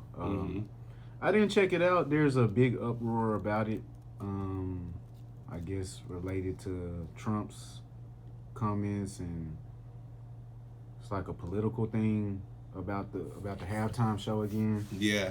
I don't know how the Super Bowl became political. I guess it was around 2016 when Kaepernick took a kneel, and then Trump. What year? Was it 2016 or 2015 when Kaepernick kneeled? Or when was that? Did he kneel at the Super Bowl? No. But after the kneeling, the NFL became political because it was like you had to, as a fan, you had to decide whether or not you supported the kneeling. And the kneeling is political, and then I thought you were about to say Beyonce. Bro, I don't know. Because Beyonce's performance was kind of like, when she was at Formation or something. Probably so. I think that was when you could say it was. Look, man, I'm not a fan of 2016. everything. Yeah, Beyonce did Formation at 2016. Real black. It was very black.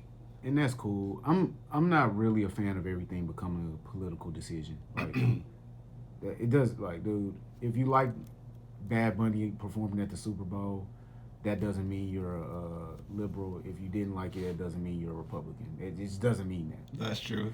And this conversation has started to be like, are you racist if you didn't enjoy the performance? Which I get, because last year, if you didn't enjoy the Kendrick Lamar performance, you were clearly a racist. And it's just, maybe you don't enjoy that style of music, or maybe you just actually didn't enjoy the performance, even though you do enjoy that style of music. Who knows? I saw the performance, or I saw parts of the performance. It was very similar to Kendrick's performance to me, like very political in messaging. We have the sugar canes of Puerto Rico. We have the street lights, because Puerto Rican street light power lines go down often, so you got the guys always in the power lines in Puerto Rico. We have him handing a Grammy to a young Hispanic kid. To represent that a Hispanic kid having an opportunity in the world. We had some gay dudes. Like, do you see the gay dudes grinding on each other? See, again, I was not really. That's why at the beginning of the show, when you said Bad Bunny, I was like, oh shit, I forgot to go back and watch the performance.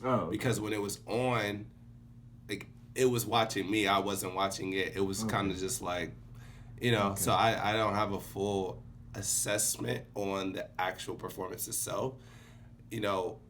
So what I can respond to is the backlash and the reaction from what I'm seeing. Yeah.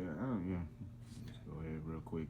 Yeah, like, I think it's odd that people are so upset about the show. It's odd. It's more odd that black people are upset about this. And when you say upset, what do you mean? Like, did you see some black people, like, upset for real, or did you see some black people that said that they didn't enjoy the show? Which one did you see? I didn't see any upset, angry people or anything like that. Well, let me clarify. So I could understand people. If people did not enjoy the show, that's fine. I guess let me use a different choice of words. Yeah, the intolerance. To see people be kind of intolerant as it relates to the show is kind of weird to me, because it was in a language that you didn't understand. It to me is cultural. Like, you're lacking just cultural sensitivity. Or walk us down the fine line that you're pointing at. Okay, so you saw some intolerant people, and you also saw some people that just didn't enjoy the performance. Correct. Tell me what the intolerant people did. What the intolerant people what? Yeah, what they did to, like, denote their intolerance as opposed to their lack of enjoyment. Yeah, it's a good question. It's a very good question, because I didn't see any intolerance, actually. I saw lack of enjoyment. Which you've already admitted you didn't enjoy either, so... Well, I didn't really watch it to enjoy it. I can't really sit, like... If there was a bitch twerking in front of your face, would you have pulled your head up real quick? In my face? Like, in my actual, like, on the TV? Would you have done this? And indicated enjoyment with your actual actions and intentions? Because I think if something is on in front of you and you're not watching it, that means you didn't enjoy it. If I put my works on in front of you and I watched to see if you were watching it, I would assume you didn't enjoy it. That's a reasonable assumption. So again, the intolerance. What is the intolerance? Because I want you find folks who really explore these concepts of correctness politically to break them down for everybody else. Yeah. So okay, if you in your travels, right, you go to Spanish-speaking countries. As what did somebody do that you figured was intolerant in reaction to the Super Bowl? like the intolerant blacks? Suggest that it should have that he shouldn't have been performing there. That Okay. the language barrier was that it should have been in English, right? So that to me is like really like you can't for 13 minutes, however long the show was, be immersed in another culture whatsoever. Like when You couldn't be. So well, so you heard somebody like protesting against it? You heard some black people like, yo, don't ever do this again. Take this off. Don't let these Mexicans run it. Like what was the intolerance, bro? As opposed to the lack of enjoyment. Because intolerance is a real thing. And lack of enjoyment is a real thing. And voicing your lack of enjoyment is not intolerance. that's a fact. So That's a that's fact. where I'm curious as to where did people go too far? Okay. I could be conflating audiences and sentiment. So the first response I saw was from whites, right? Conservative whites saying this is anti-American. You know, he's a fake American, but he's anti-America. Jake Paul. Right. Donald Trump, yeah. And then I did see black people that just thoroughly did not enjoy it. One of their reasonings for not enjoying it was not being able to understand what he was saying. Which makes sense, right? Which makes sense, but It's not I look at that I look at that is somehow being intolerable. So let me say, so this is interesting to me. I went to listen to the Bad Bunny album after the Grammys, right? When I went to listen to it to showcase tolerance, my response was, I can't get invested in this because I can't understand it, right? Through my actions, somehow I showcase more intolerance than you, a person who did not go listen to it. So you didn't have anything to say. How does that make sense? So I lost you. So you said you I went to you went listen and listened to the album after the Grammys, and you couldn't get into it. I did not listen to the album. and I walked away with an assessment that I can't get into this because I can't understand it. Mm-hmm. You did not listen to the album. Right. Which one showcases more intolerance? The person who tries to experience it but walks away with an assessment that this isn't for me and voices that, or the person who never even approaches it? So no, in your so in that scenario, you showcase more tolerance or willingness to tolerate. I just showed disinterest. Okay. So not intolerance though. As did I, and as did all of these other people. They showcase disinterest. Active disinterest, not passive disinterest. We can really use words to denote everything we say. So you showcase passive disinterest, I showcase active disinterest, and because of that, I'm a hater or a bigot or an intolerant human. When in the reality, I'm simply expressing the same thing that you would express if you were speaking. Or if I actually took the time to sit there and watch it and have a formal opinion on it. Which is part of speaking, gathering knowledge. Yeah. And so, again, I think that we put ourselves in a bad position when we just adopt the overall thought process of the zeitgeist. If we hear the group saying, yo, them people showcased intolerance without actually poking it and prodding it to see, do we agree with this? We just start to look at intolerance as anything that the group said is. But if there are a group of if there is a group of people that are saying, hey, this is the Super Bowl, this is America, why is he up there? I can't understand him. Why is this in Spanish?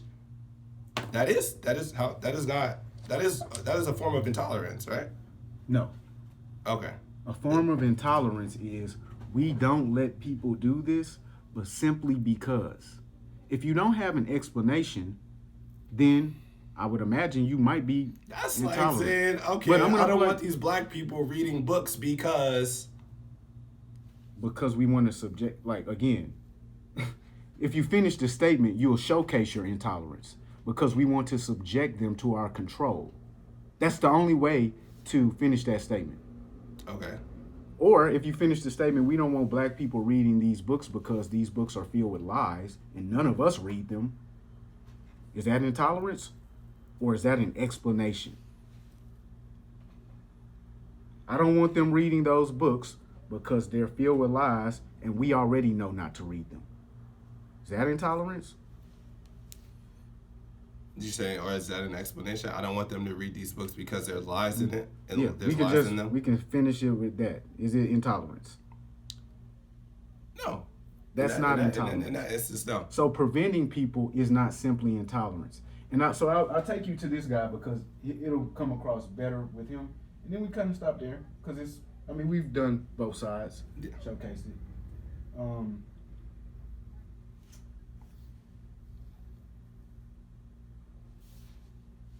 Latino and this is my opinion on Bad Bunny's Super Bowl show. I want to divide it between the performance and the meaning of the show.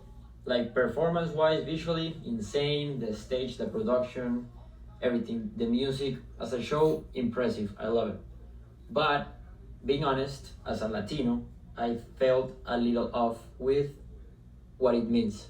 Because, and it's not because Bad Bunny doesn't deserve it, not because Latino culture doesn't matter, but because I'm Latino, I lived in Nebraska, I went to college in Nebraska, I went studying in New York, and I had really close friends of America.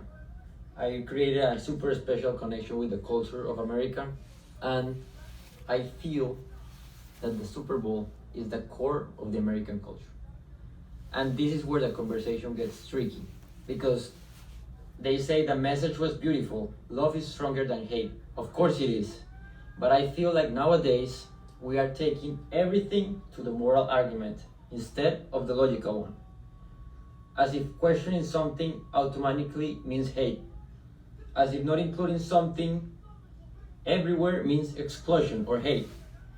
And that's not always true, because then I ask this, how will I feel if the opening game of the Copa America was a country music concert? Not bad music, I love country, but it's just out of place, bro. And that wouldn't be hate, that would be cultural logic, bro. And yeah, this isn't Bad Bunny's fault. If I get invited, if I'm Bad Bunny and I get invited, I'm going to and I'm performing. This was such an NFL mistake. As a migrant, this just reinforces something I've learned. Integration isn't about imposing culture.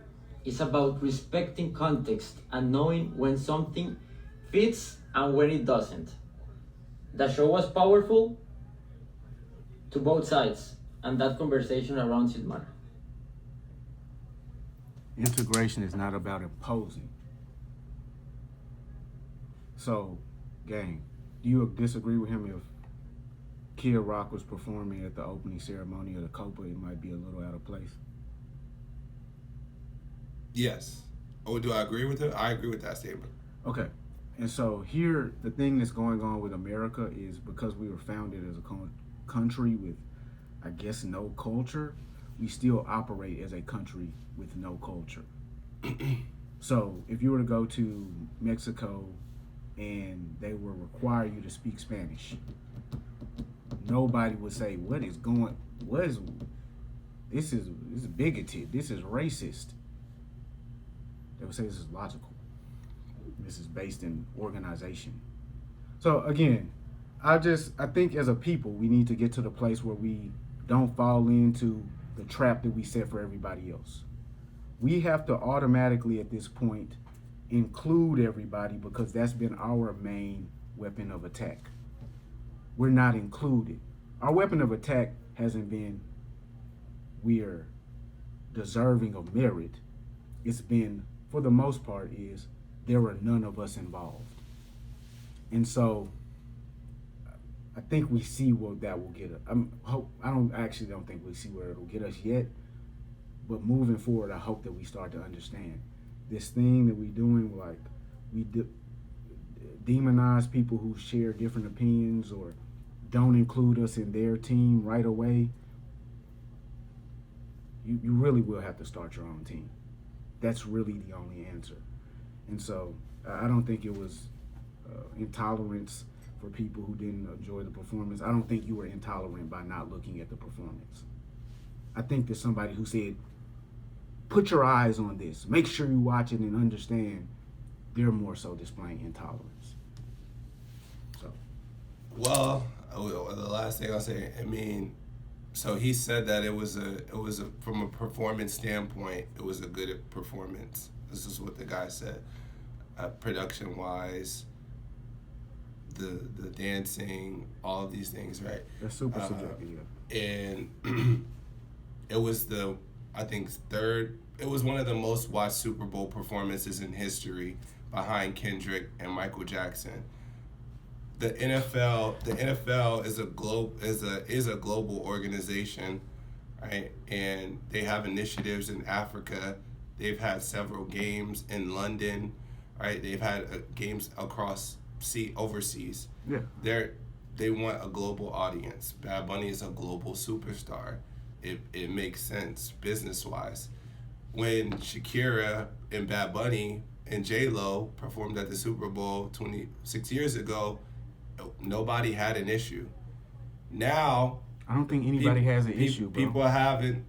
You don't think people anybody has an issue? Just saying, I haven't seen anybody with an issue. I've seen only Logan Paul, Jake Paul, Jake had Logan. It was Logan. Jake said, I love my brother, but I disagree with him. Logan said, I love my brother. Jake Paul is the one. Oh, damn. Oh, my bad. You're right. Jake is the one that lives in Puerto Rico.